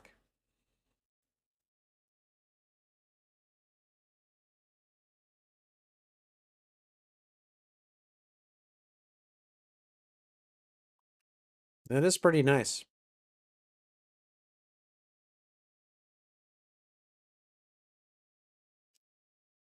Uncle Tom, seriously?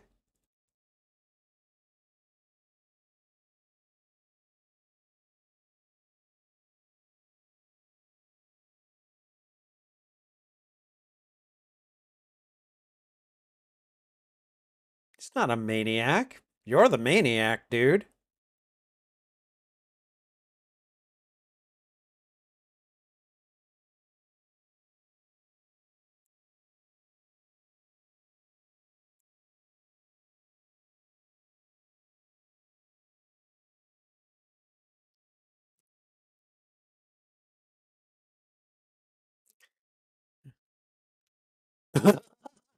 Your mascara's running.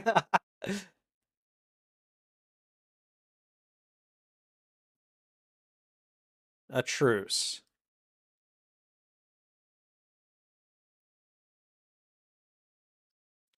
Oh.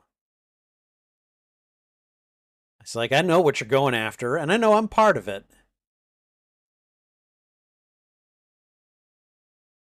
Ooh. You just don't know it yet.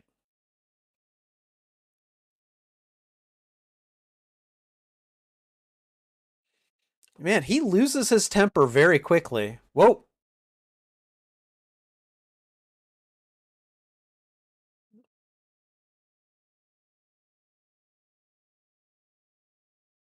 Uh-oh.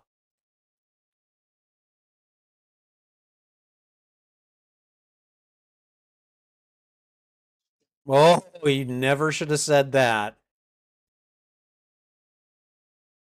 Time. This is right before the Matrix, too. God. And that scream, the little girl's scream.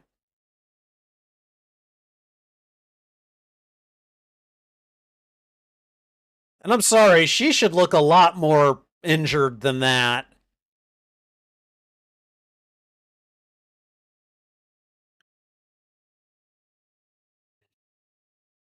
Go. Just go away. Go do your thing, little girl.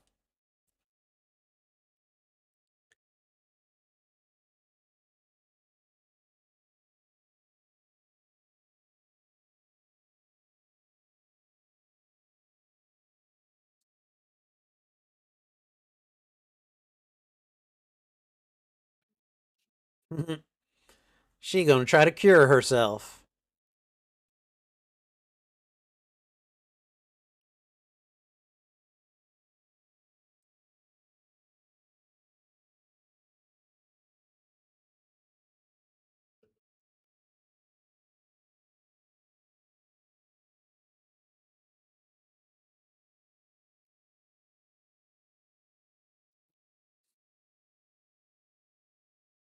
Uh-oh. Uh-oh. They made it. Always got a shotgun nearby.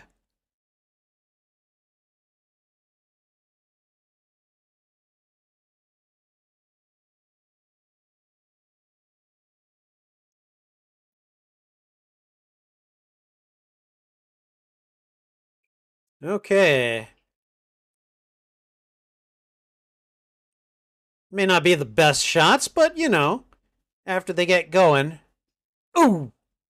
Shot him in the leg.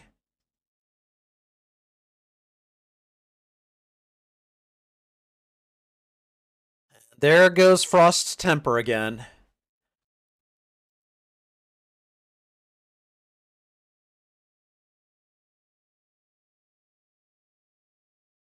I'm just gonna beat the tar out of you.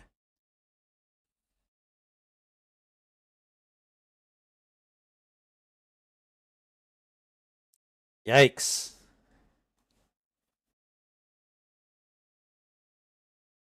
Oh, and I got a commercial. All right. Okay. All right. Let me see what you guys are saying. Deacon Frost isn't related to Emma Frost. You would be correct, at least to my knowledge. Think that there were plans for a prequel film about Deacon Frost. Really? Interesting. It's interesting how different things used to be for Marvel. You think that Blade is the only Marvel film that got a big theatrical release in the 1990s? Yes. And I argue that Blade is the spark that made Marvel realize, yeah, it's possible to succeed with superhero movies.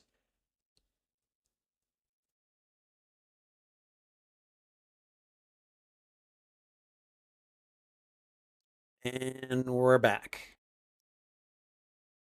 Okay, now we're back. Whoa. Yeah. Yeah, this isn't going to go so well for you, is it, Blade? It's like, oh, I smell dead vampire pets.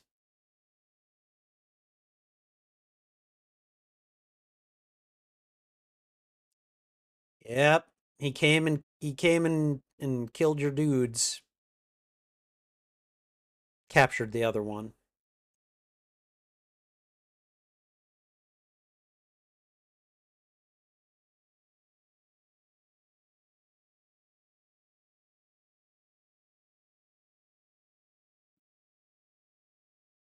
He's like, I will do no such thing. I am going to go ahead and look at this first.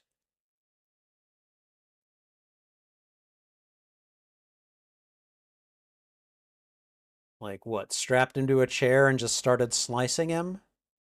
Is that what they did? Nope, he's blinking. Oh, you're still alive. Oh boy.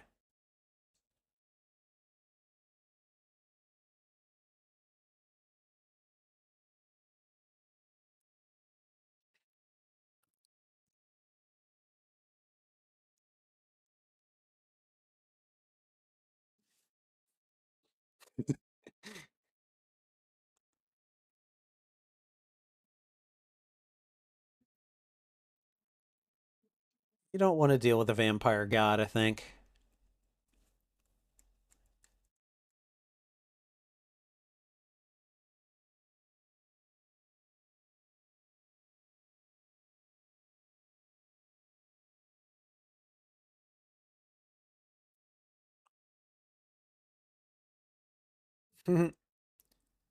You're a wizard, Blade.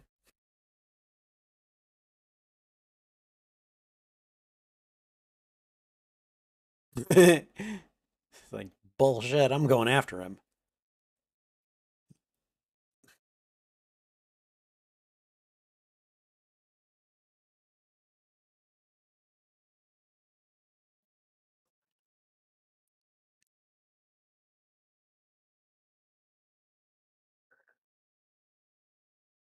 Oh boy.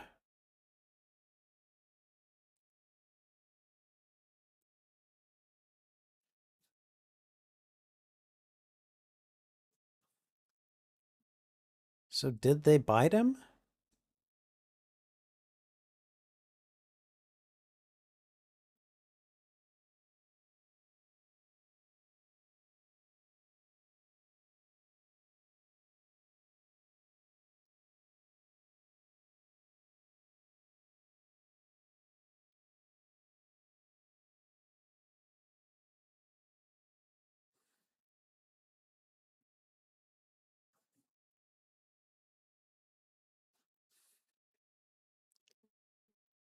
Okay.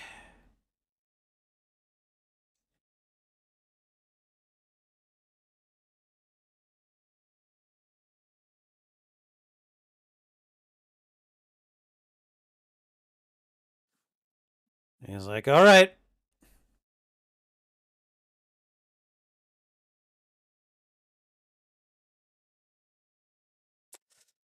Oh man.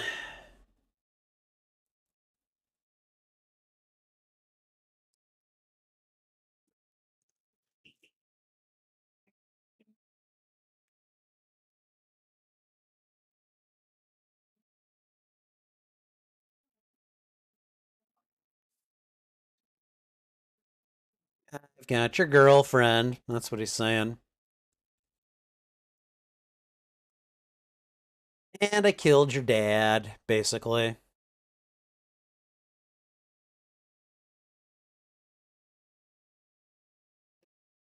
They're like, I'm going to make some more silver bullets, and I'm going to use them on all of you. Gonna make some of that. What is it? What did it? Was it EDT or whatever?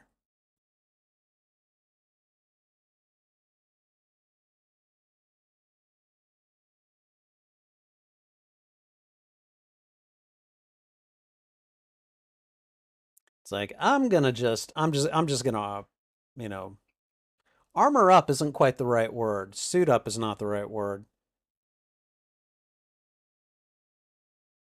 Just gonna, I don't know, weapon up. What is with this damn plant? Cut off the roots. The plant is now gonna die. So what is he cutting off? His vampirism? His humanity?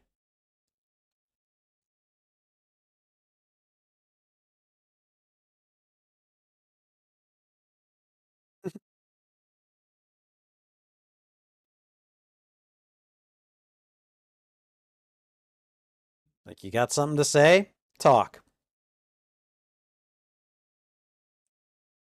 Oh, really, dude? She's like smirking at him. Yeah. Boy.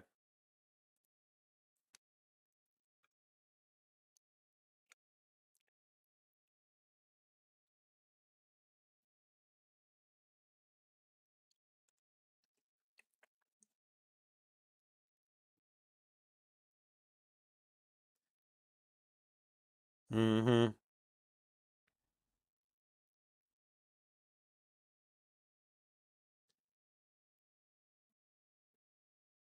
Dang.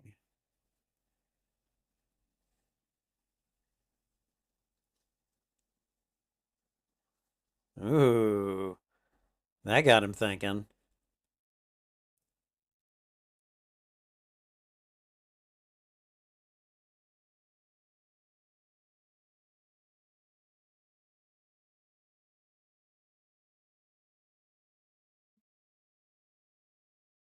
Uh-oh. Ooh, she got him to lose his temperature or his temper.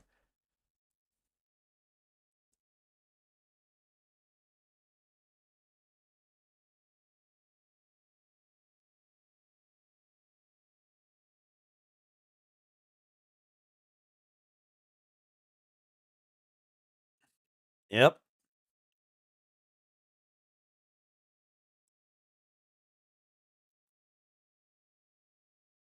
I mean, if you have to, one person at a time.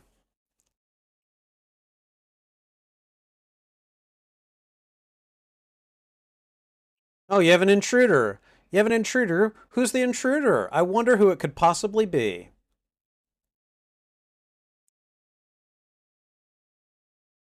Blade's like, you know what? I'm gonna just be the one man army. Let's do it.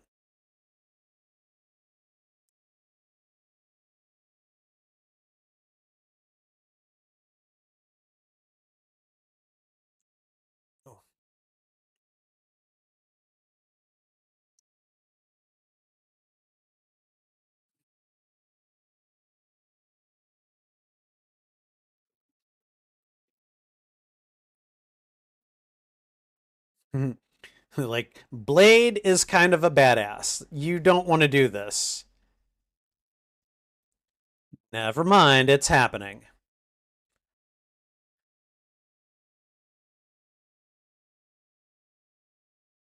It's like, before you guys even know what's up, he's in there and taking you down.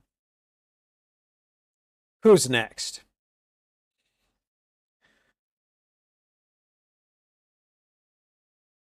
Why do you think you're hearing gunfire? Your guys aren't shooting. Hey, Matt Cave, how you doing? Yeah. Oh, you just work for them? Well, you chose the wrong side, pal. Oh, hi, guys. Look at your nice little sparky weapons.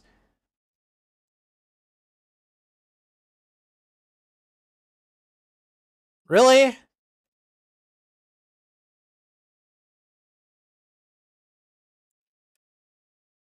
Take the little shock stick and use it on her.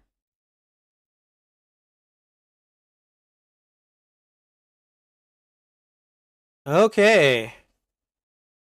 Ah, 90s special effects, guys.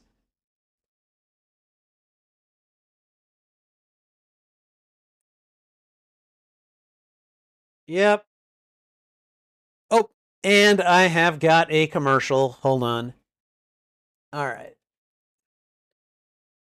All right, there we go. Anyways, let me see what you guys have been saying. Uh it's interesting how things used to be no, it's interesting how Howard the Duck and Blade were the first two Marvel characters to get a big film. Yeah, I've actually seen Howard the Duck. It's been a long time since I've seen it. Since the Wesley Snipes Blade, Hugh Jackman Wolverine and Tobey Maguire Spider-Man were Marvel's first big film success. It would thematically be fitting if they showed up in the climax of Secret Wars. I mean, at this point, anything is possible. Anything is possible. You just never know. So, all right. And we're about to go back to the movie. And here we go.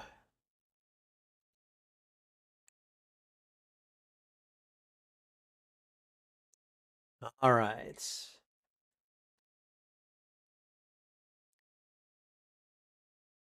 Oh, yeah. This is Frost's bedroom, isn't it? Does Deacon Frost own a Power Mac? Is that what he has?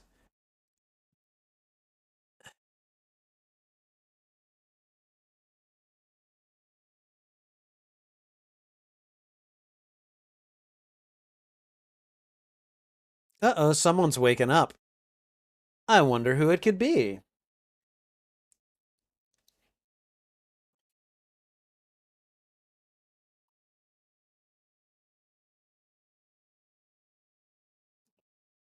Uh-oh.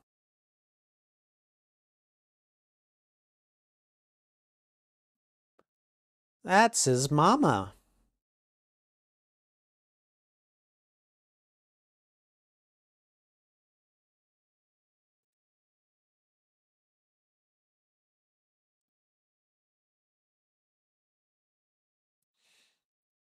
Oh boy.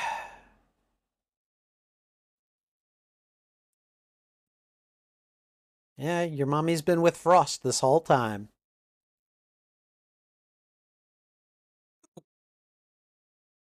Really? He wouldn't have caught that?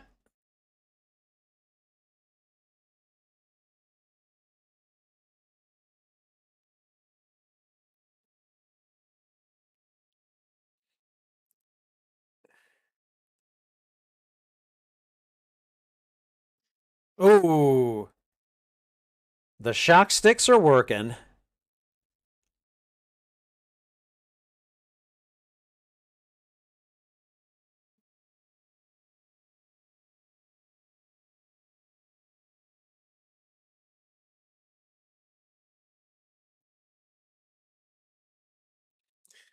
Oh my God.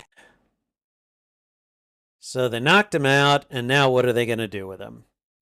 Oh, put him in a cell with Karen. Sure, why not?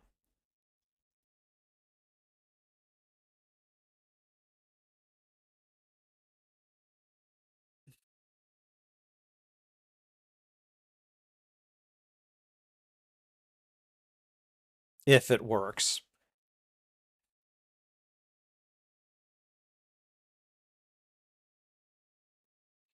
Well, there's always a downside, isn't there?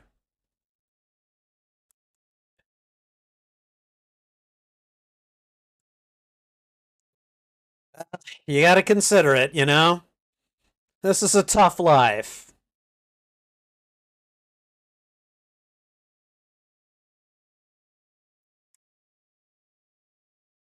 Okay, you know what? If you're going to tase me, I'm going to just stop walking and make you guys carry me. Like screw this is not how you treat the captive. Really? We're just going to drop him down a hole. I guess the thing was padded. I don't know.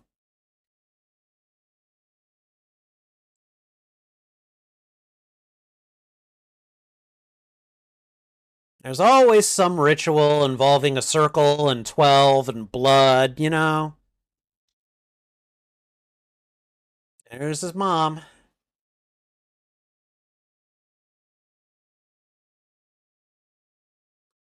Oh, you stole his sunglasses. That's going to get you killed. And this has just been hiding in New York City somewhere?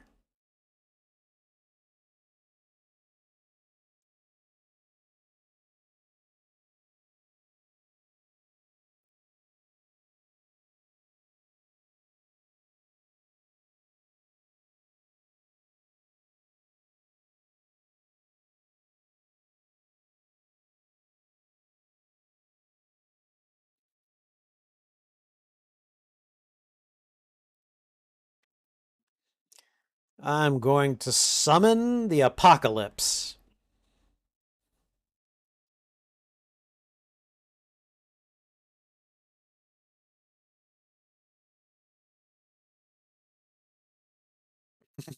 It's like, why did you do that, Quinn?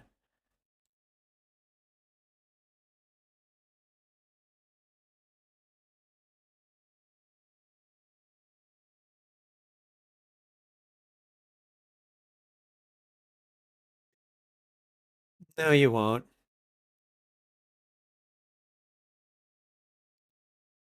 And he deactivated the safety on it.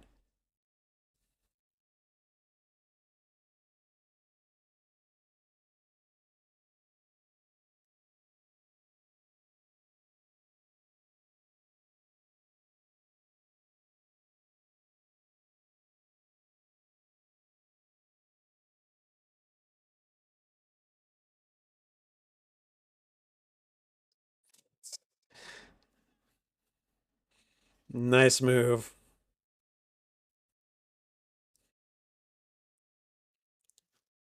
He's deep in his bloodlust right now.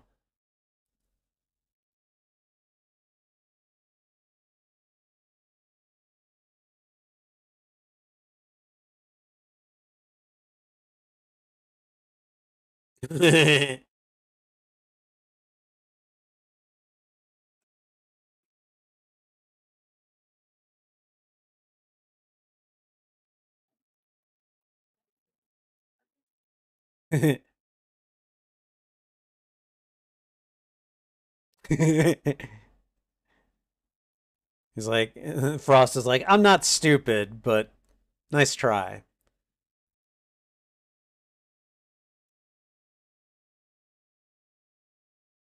All right, fine.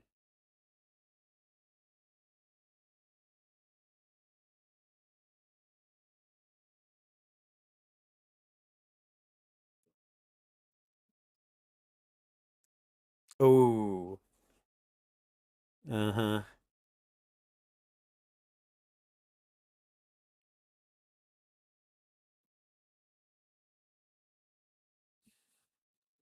Yeah, he just spooked Frost. Frost is not good at hiding his emotions.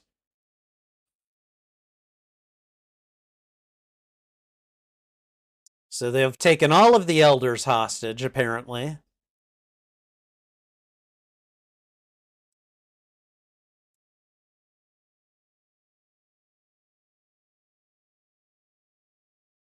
Oh, God. Oh. What's his face? Yeah, I forgot about this part.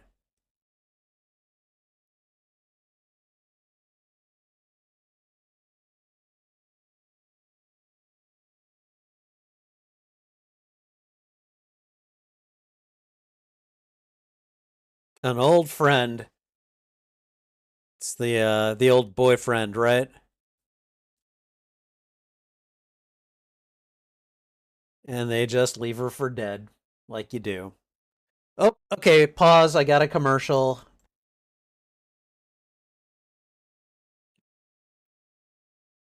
Okay, it's a commercial for ghost hunters.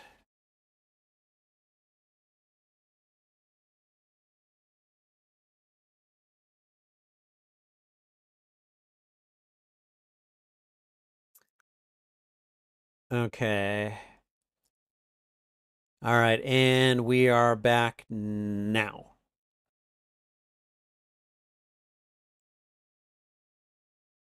All right, and we're synced up again.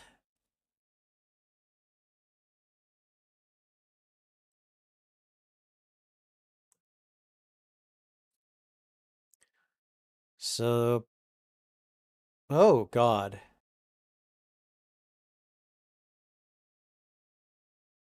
Lividity? What?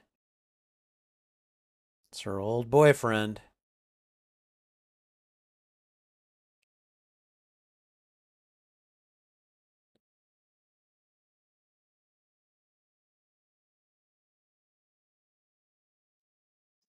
Oh God. Okay, so first of all, probably not the best thing to do. Oh, dang.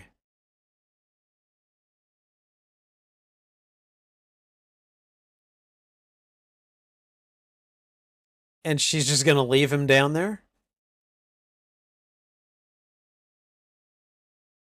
And now she can brace herself. Okay. So he's like some kind of weird zombie thing. Did they ever explain what that is? Like I know you hear them talking about it on the way to him, but you know,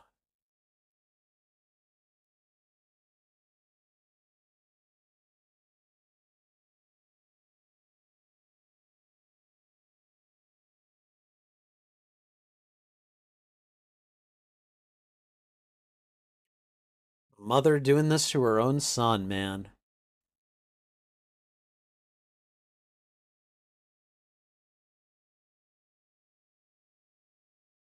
It's like you getting the thing. I'm guessing he's not resisting because he's probably too weak right now.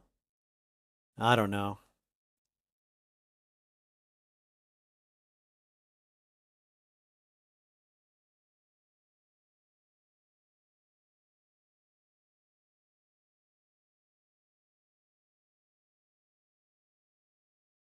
Oh, wow. Jesus.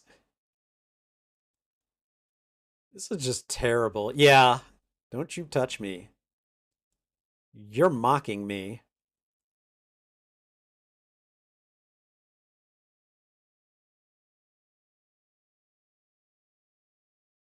No, I'm afraid it can be. Yeah.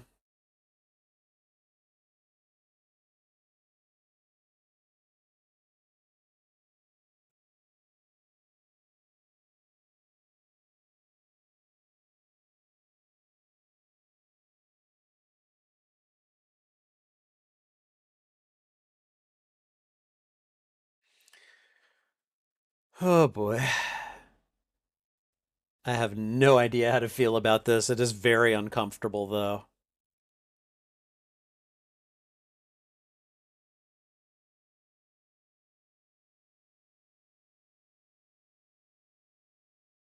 It's like, okay, mom, you've uh you've made it clear.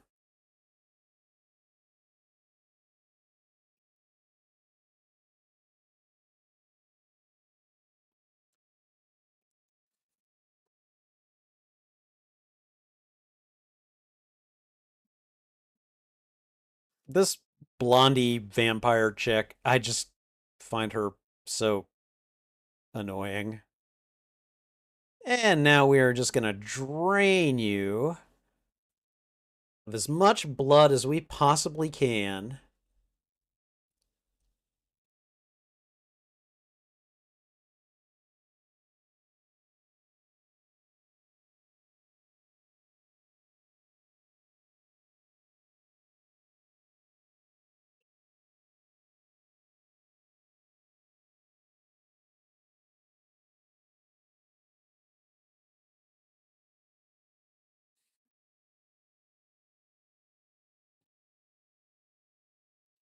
See, all these people in suits, they just exist to like be ineffective and then be put here. Like if these people are supposed to be so powerful, how have they gotten to this point, you know?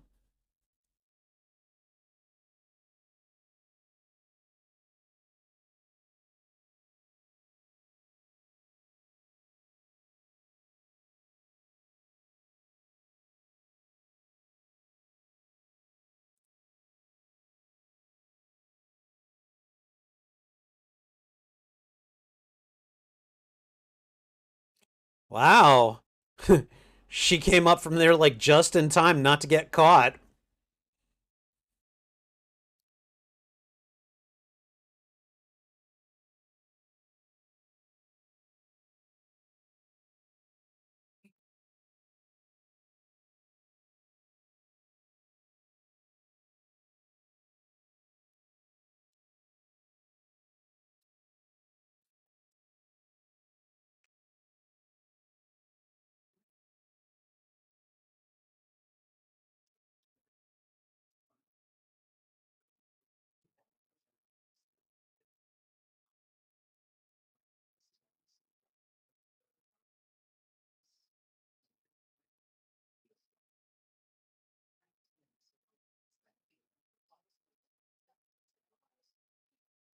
It's like probably her most dramatic line, and she comes off as just annoying.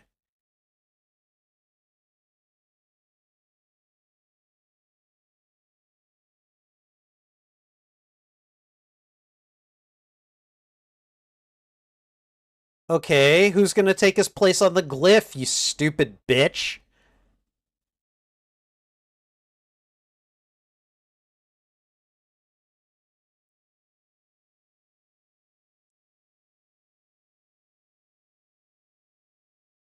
Oh, yeah, they bled the hell out of you.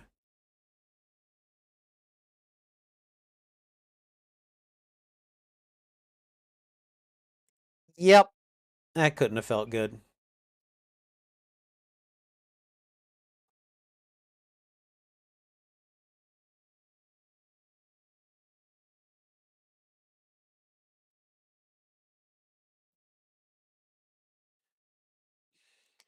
Oh, God, Quinn.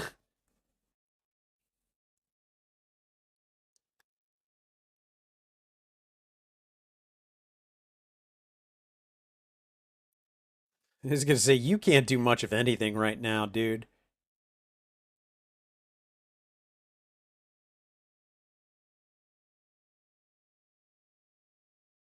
Serum's not gonna work right now, buddy.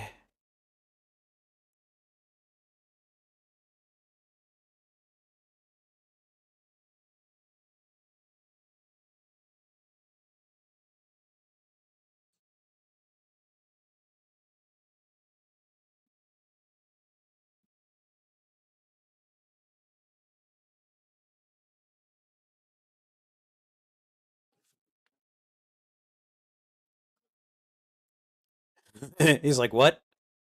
No, don't do that.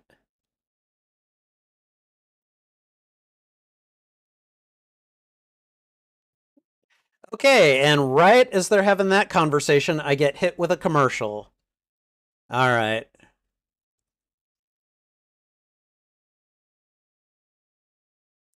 Looks like this will be a fairly quick one.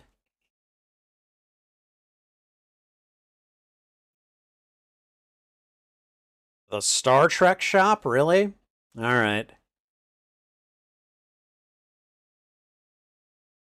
And we're back.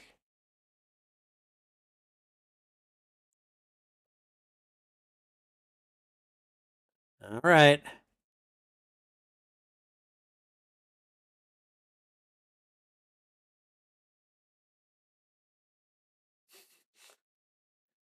Was that 90s? No, that is that blood CG? I kind of want to know now because you're going to drink.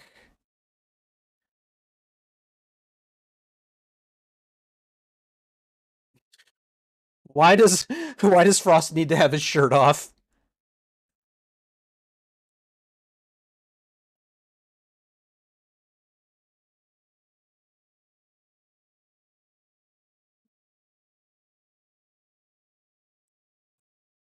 Don't stop. Ooh, that's very sexually tilted. Like this whole scene is.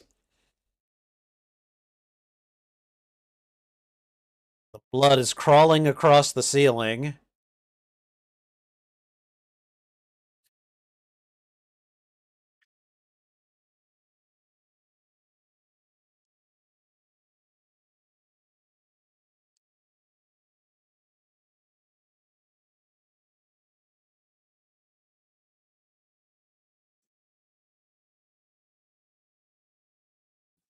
Okay. Wow. And now a drop of this blood.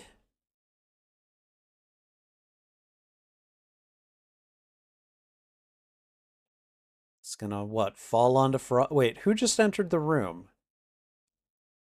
Who's this? Oh, it's Mom.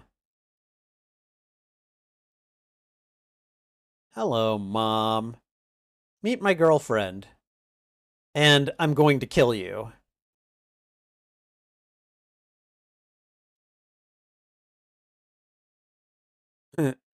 I'm going to kill you. It's like, okay, Mom, if you're going to start a fight with me, I'm going to finish it.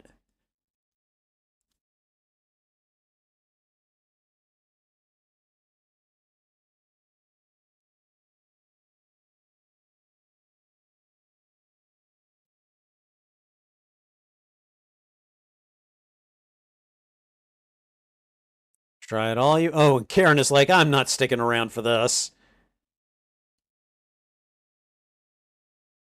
What is she doing? What? Why is she? What is she trying to get to his weapon or what?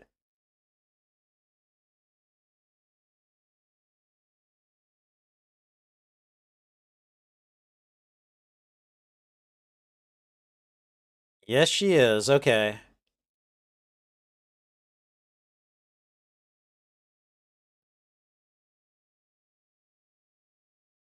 Nice.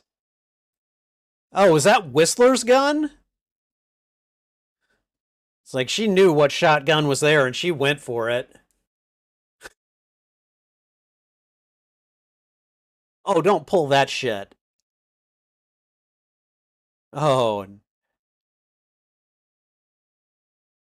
I am so gonna kill you.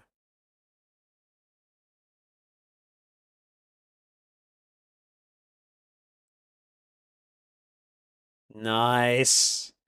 Oh, God. Okay. All right, I forgot about this. These weird looking flying skeleton things.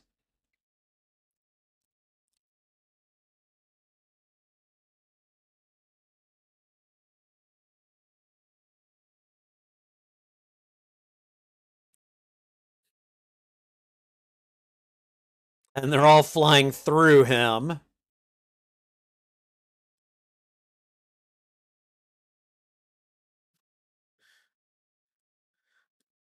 Okay, so Quinn and Irish Lass Vampire are like, what's going on here? Yeah, she was probably smart to get away from him. Now, I guess Frost is La Magra now? I don't know.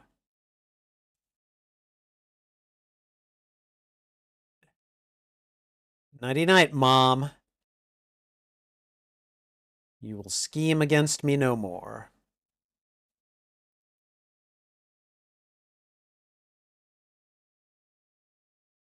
Deacon? I'm not Deacon anymore. Although he basically still is. He's like Deacon with extra powers, I guess.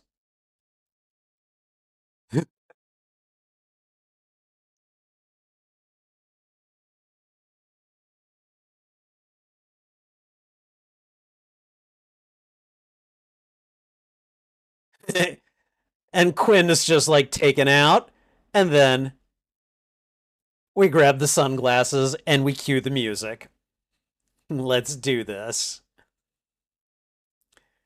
When I was in the theaters with my fraternity brothers, the part where he grabs the glasses as they come at him, we all just were like, oh, here it goes.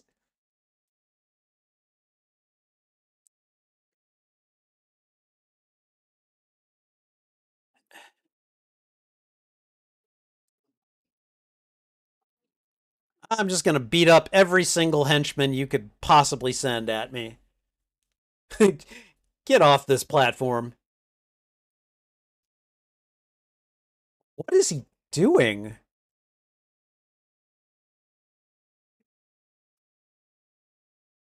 Man, you know Wesley Snipes had a lot of fun making this.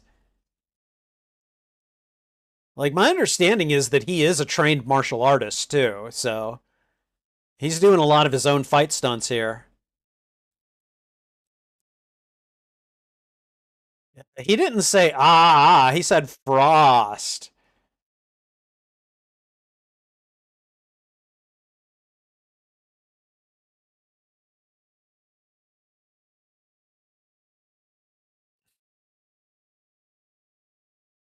Oh, this good. I'm glad Karen's gonna take her down. I don't like this woman.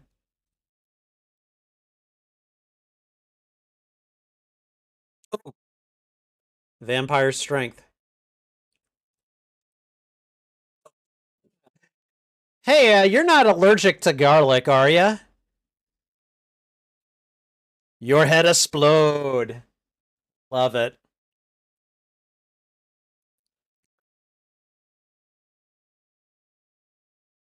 Sweeping the leg only works for Johnny Lawrence. Sorry.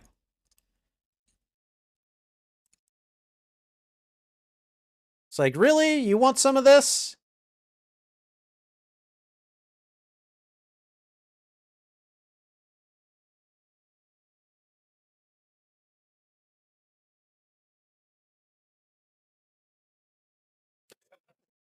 How many men does he go through? Oh, and there we go. Sword pose.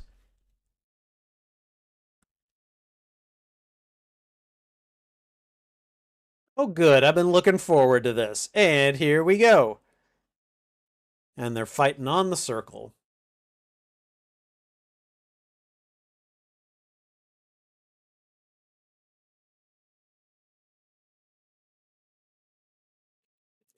Now, I'm guessing the reason that Frost is so good with a sword here is because, like, La Magra is maybe good with a sword. I don't know.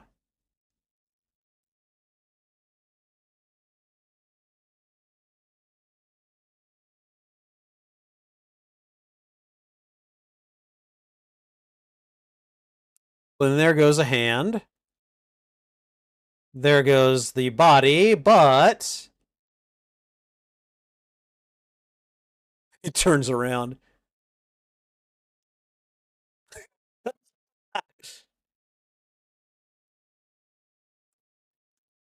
90 special effects, everyone.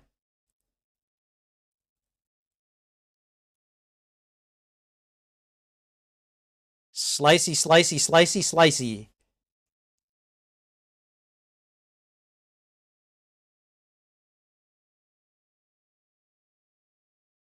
And so he basically did a Quicksilver or a Flash, basically.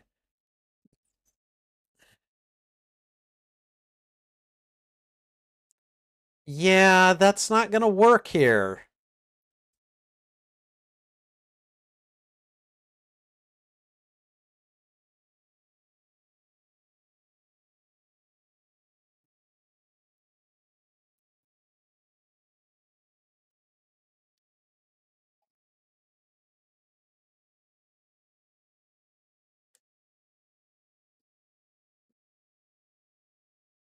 Yeah, well, that's going to happen. Dislodge the stone. I love this part. He just ducks, catches it around his back. And Frost's like, okay, that was kind of cool. This is the EDT, and we're going to hit you with all of it.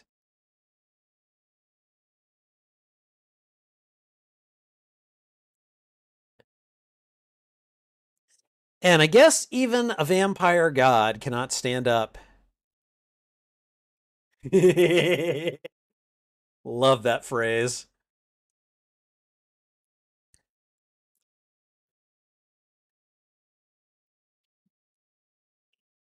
That's just one of those phrases from that helped make this movie.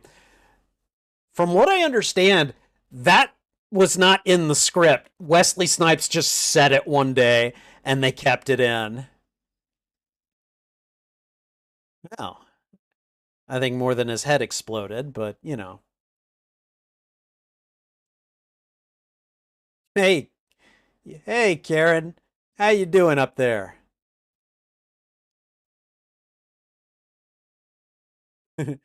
We're done.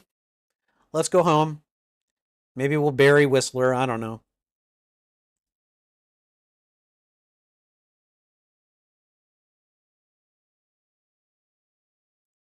And of course, it's commercial time. Hold on.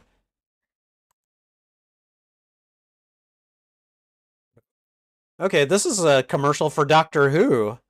Like old Doctor Who.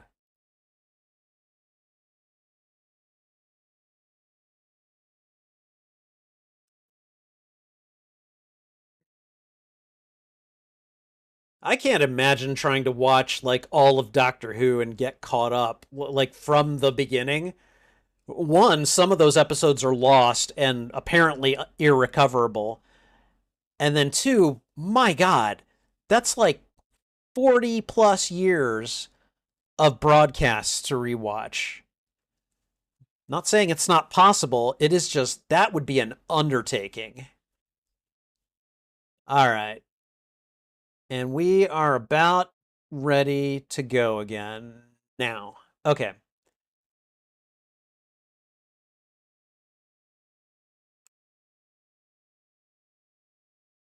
All right. We have destroyed the blood god. The blood god is dead, and his name was Deacon Frost. Deacon Frosty.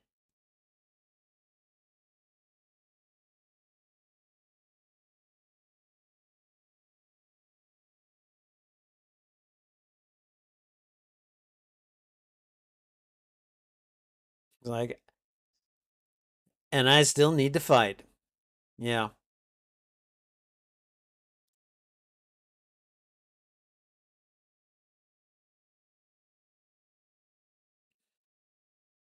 He's like, I don't need no cure. I'm fine just the way I am. And then we go to Moscow. And I was just like, okay, all right. What are we doing now?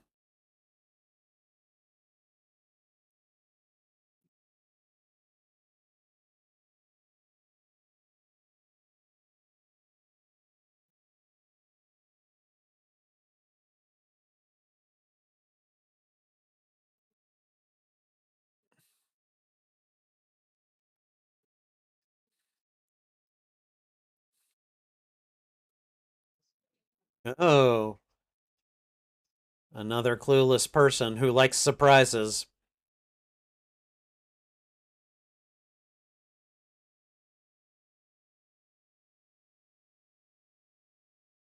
Hey, buddy.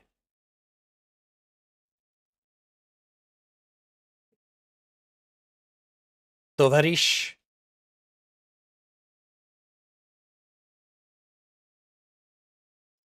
And now let's do it. And boom, that's where it ends. Great end. I don't think there's a post-credit scene in this movie.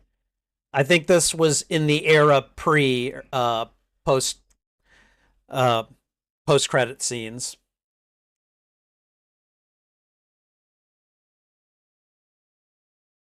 So the era PPCS.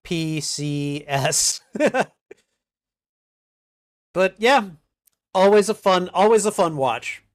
And again, like I don't even know any of the artists who did the music here aside from Clearance Creedence Clearwater Revival when Whistler was listening to them. But all these club beats and everything, no idea who did them. All I know is they sound good and I can bop to them. All right, we got about 4 minutes of credits left, but overall, pretty good. Matt Cave Gaming, good to see you. Welcome back. I am not going to be watching Blade 2, not tonight, anyways.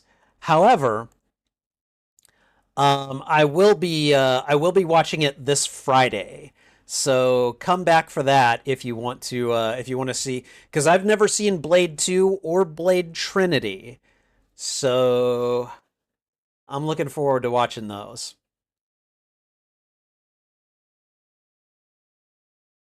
Okay, let me see. So you have Howard the Duck on 4K Blu-ray. Matt Cave, I'm not surprised. Um, but yeah, I don't know. I can't currently watch Blu-rays because whenever I put anything in a disc and listen to it through my speakers or my headphones on my computer, I've got this like the volume is really low no matter how high I make it, and there's kind of this staticky, scratchy sound whenever I listen to it. I did it with Teenage Mutant Ninja Turtles, and I think I did it with one other movie on disc, and I was like, I can't do this. So, all right. CG says the Deacon Frost looks a lot younger in the film than in the comics, where he looks like an old man. They often do that for movies. They will take older characters, and if they don't make them younger, they'll make them like a lot more bangable than they might otherwise be portrayed in the comics. Because, of course, Hollywood knows that sex sells and sex appeal is definitely helpful. So,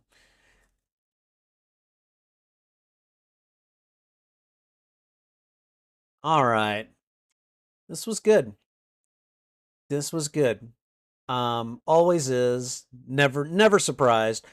I I'm always surprised when I watch a movie again that I've seen before, like how many of the details that I like maybe didn't notice before, or I'll have questions again like, "Oh, how did I not notice that and why is that possible?" And I was doing that quite a bit through this watch through, so it was interesting. All right, we got about a minute and a half of credits left, but yeah, fun one. I will definitely be enjoying this one. I think I'm just gonna say right off the bat, this is at least a 4-star movie for me. Like just the feel of it, the yeah, I don't know, the way it feels, the way it uh how to put it, the way that it flows, the story itself. There are one or two issues I have with it, but like nothing huge. And again, like the movie itself just makes me feel like a lot of fun. Credence Clearwater Revival. And then a bunch of stuff by DJ Crush and other people that I don't know who they are. So, and we're like 20 seconds away from being done with the entirety of the movie.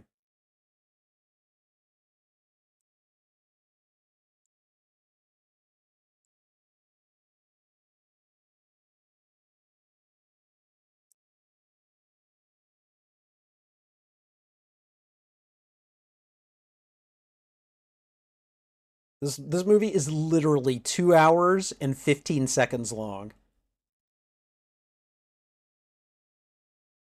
New Line Cinema doing their thing. Not even that long. Okay. All right. And we are done with that. Okay. All right. That was good. That was good. But I mean, again, I choose these movies for the most part for Classics Revisited because, yeah, because I know I enjoyed them. My next three and the final three movies for Classics Revisited are going to be the Sam Raimi Spider-Man movies. I tried watching Spider-Man earlier this year, and then about halfway through the the watch party, I must have muted my mic, and so I have no sound for the second half of the movie. And so I've been wanting to do a rewatch, and since Classics Revisited is going away, I'm like, you know what? I'm gonna put Spider-Man in, and I'm gonna end Classics Revisited strong with the three Spider-Man movies. And I'm glad I've done that. I think that by the time I'm done, I think I will have watched all of the major Spider-Man movies up to this point on the channel. I think. Maybe not Into the Spider-Verse. I can't quite remember. But I'm pretty sure I've watched Across. I know I've watched the two Andrew Garfield movies and Spider-Man No Way Home. I don't know. Maybe I missed the Tom Holland ones. Anyways, okay. So probably I haven't watched all of them, but I don't know. It's a goal. We'll see if we can do it sometime next year. So, all right. Anyways, uh, I was eating cranberries rolled in powdered sugar. Oh my God, that stuff is delicious. Okay, let's go ahead and do the postmortem. All right, that was 1998's Blade, and I don't have much to say other than I knew I was gonna like this. I knew I was gonna like watching it again. There are a couple of moments where I'm like, okay, why would they do that? But for the most part, the way this movie feels, the way this movie sounds, the way this movie just kind of flows, just the overall vibe of this movie is just something that I'm just like, you know. Um, it's fun, it's violent, it's it's one of like Ryan Reynolds again calls Wesley Snipes Marvel Daddy. And honestly, I think he's right. I honestly believe that Blade is the spark that lit the fire for all of the other Marvel movies that became box office successes. We had Blade, then we had the X-Men basically, and then after that, we had Spider-Man shortly thereafter. Um, and so and then after that, I mean, we got the MCU essentially. So, yeah, I feel like superhero movies, especially Marvel movies in general, they owe a debt of gratitude to Blade for their success. And yeah, I don't know. Um, so going back, Wesley Snipes is a martial artist, I believe, and he very clearly is doing a lot of his own stunt work, particularly with the fighting sequences.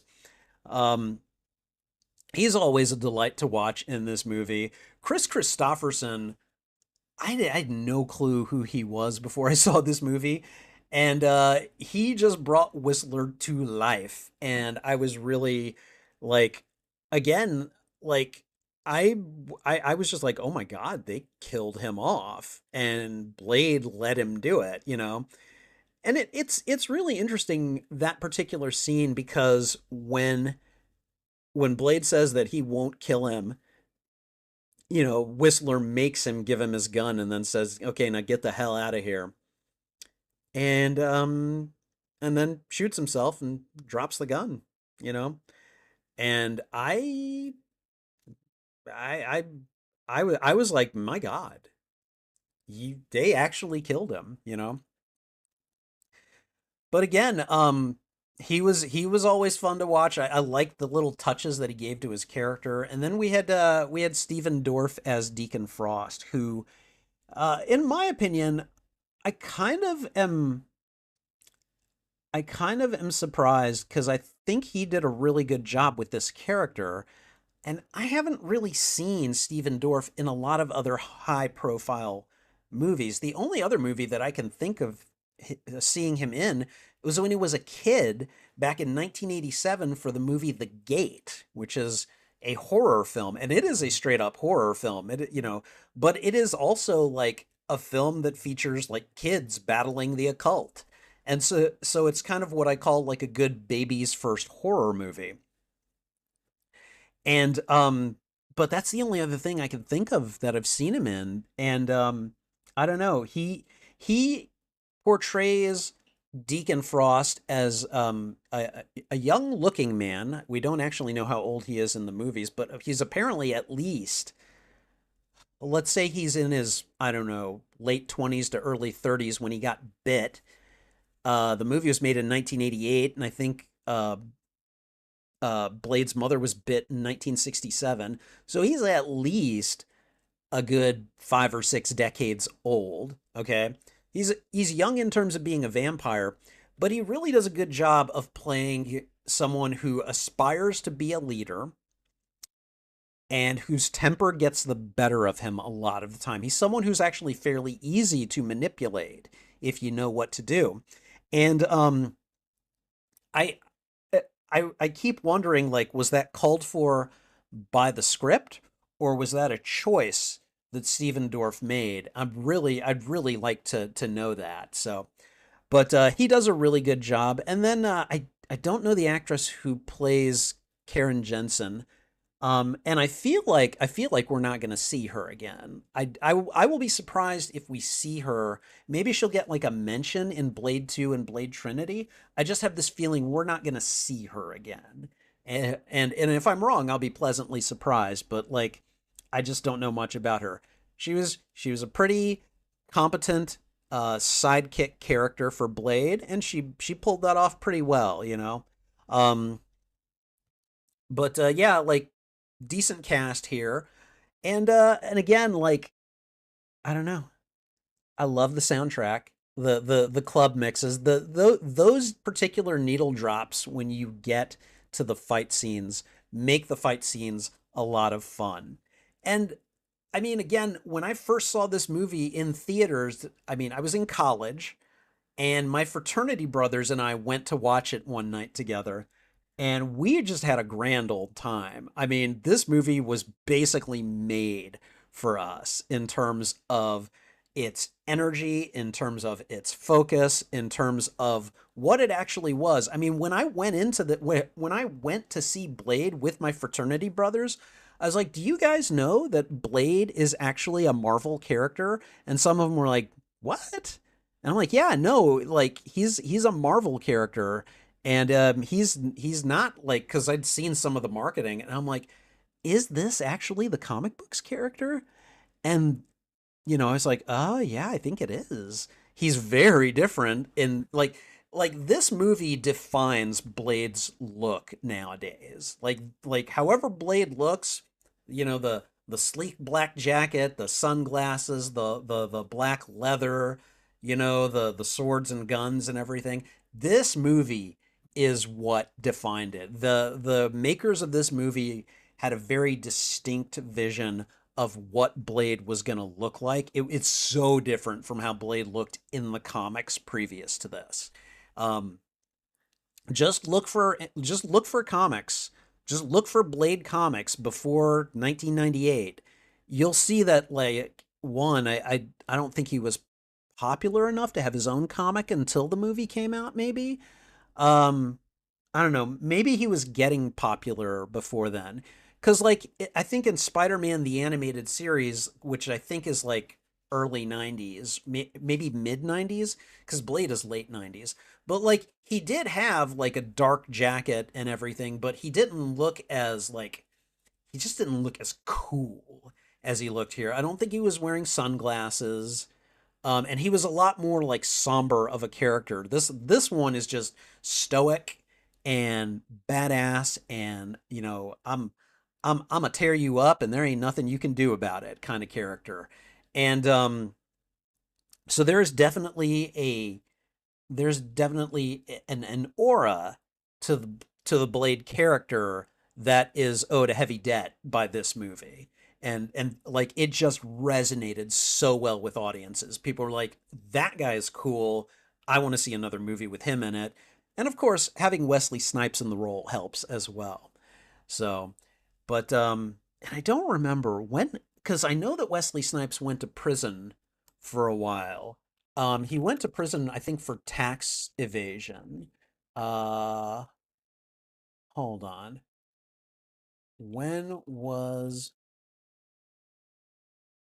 when was Wesley Snipes in prison? He went to prison from December 2010 to April 2013. So he was in prison for about, let's see, about what, 2 years? About 2 years and some change. And he went for basically for tax evasion. Um, so all of these movies happened well before that. But he I'm guessing he's learned his lesson by that point. But he basically had this aura um when he was making these movies that he was difficult to work with, and that he had a specific way of conducting himself around the directors and the crew and everything. And I know that like a lot of people say that he and Ryan Reynolds had beef on Blade Trinity. Again, never seen Blade Trinity. Looking forward to seeing it. I don't know how true that is. Like nowadays, he and Ryan Reynolds basically say, it was a joke. We were just messing with you guys. But were they? Were they really? I don't know if we'll ever know, but in any case, it's fun to speculate about. Um, Again, Blade, though, from 1998, precursor to the really big, successful tentpole superhero movies, at least from Marvel. And again, a fun watch. In terms of a letterbox rating, this movie gets an easy 4 stars from me. Like, there is just something about the way this movie moves and ebbs and flows and just bops, and you're listening to club tech while you're slaying vampires and making it look easy. It's just an entire vibe that was definitely a product of its time, and that I think still holds up pretty well today for the most part. There are one or two scenes in this movie where it's like, ooh, I don't know if that would fly, but for the most part, a lot of this movie works really well. So, anyways, very very fun movie. Uh, Knew I was going to enjoy it, and hopefully you did as well. Thank you for watching this reaction. If you enjoyed it, please go ahead and thwip the like button, and if you haven't already, consider subscribing as well. Also, if you enjoyed this, consider sharing this out with your friends, your family, your followers, anyone that you think would enjoy my reaction to these media. In this case, fans of the Marvel Universe. What'd you think of this movie? Did you like it? Did you dislike it? Let me know why in the comments. I would love to have a conversation with you about this film. You can find the full and unedited live stream of this reaction on my YouTube channel. There is a master playlist of all movies that I've watched and reacted to, and I'm dividing them up into shorter playlists, usually by genre. Blade would be in action. Hold on. Let me check. Blade would be in horror, action, and fantasy, and I would also have it in several tagged playlists for superhero movies, Marvel movies, comic book movies, Blade movies, and vampires movies. So whichever of those playlists you go looking for, be sure to look for them on my YouTube channel under the category Watch Party. And finally, channel memberships are now active on the Spidey Librarian YouTube channel. Check out the membership tiers and see which benefits you'd like access to. Perks include shoutouts, members-only videos, members-only live streams, and early access to selected uploaded content, as well as a few other perks. And that's not even mentioning my custom emotes and badges, which I think look pretty good. Check out the membership tiers today and see which perks you'd like access to. All right, and I think that's everything. So, thanks again for watching. This is Spidey Librarian, and until my next stream or upload, I'll be wishing you a good day. And I'm not going to wave goodbye just yet. So, all right, let me see. I think I've responded to a lot of the chat comments because we had commercial interruptions and I had to stop the timer a bunch of times. So that was nice. But yeah, this definitely held up for me. Let's see. Let's see. CG thinks it's interesting in hindsight that Blade got mixed reviews from critics. It's a film that means a lot to Marvel fans, but the Blade film somehow got lower critic scores than Thor 2. Well, this was well before Thor 2, but I get what you're saying. Um, yeah, it's definitely one of those films that since it was, I feel like, kind of a trailblazer of the subgenre of superhero movie, again, at least for Marvel, um, you were gonna have some critics who were gonna be like, nobody liked these movies except for Batman and Superman, and this sucks, and it's not that, and so there it can't be any good. And of course, those people were wrong. Those people are wrong, and I don't know.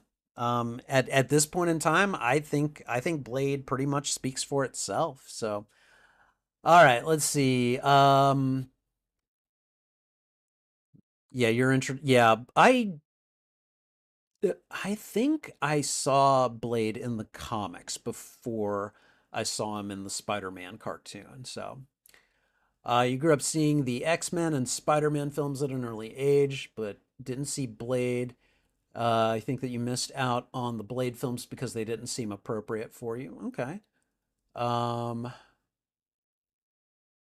yeah, no, a Blade Morbius fight, I want that. I will pay good money to see that on film. All right. CG thinks that Whistler was created for the film, but since it took a long time for the film to get made, he first appeared in the Spider-Man cartoon show. Oh, really? Okay. And I've read a lot of this. Uh, Donald Logue went on to play Harvey Bullock in Gotham. Oh, wow. Okay. And CG thinks that he's the best Bullock that there's ever been. Oh, wow. Okay. Dang it, CG. I already have enough DC shows on my watch list, and I avoided Gotham for very specific reasons. Like, I was like, no, you cannot do a show about Batman as a child. You just can't do it.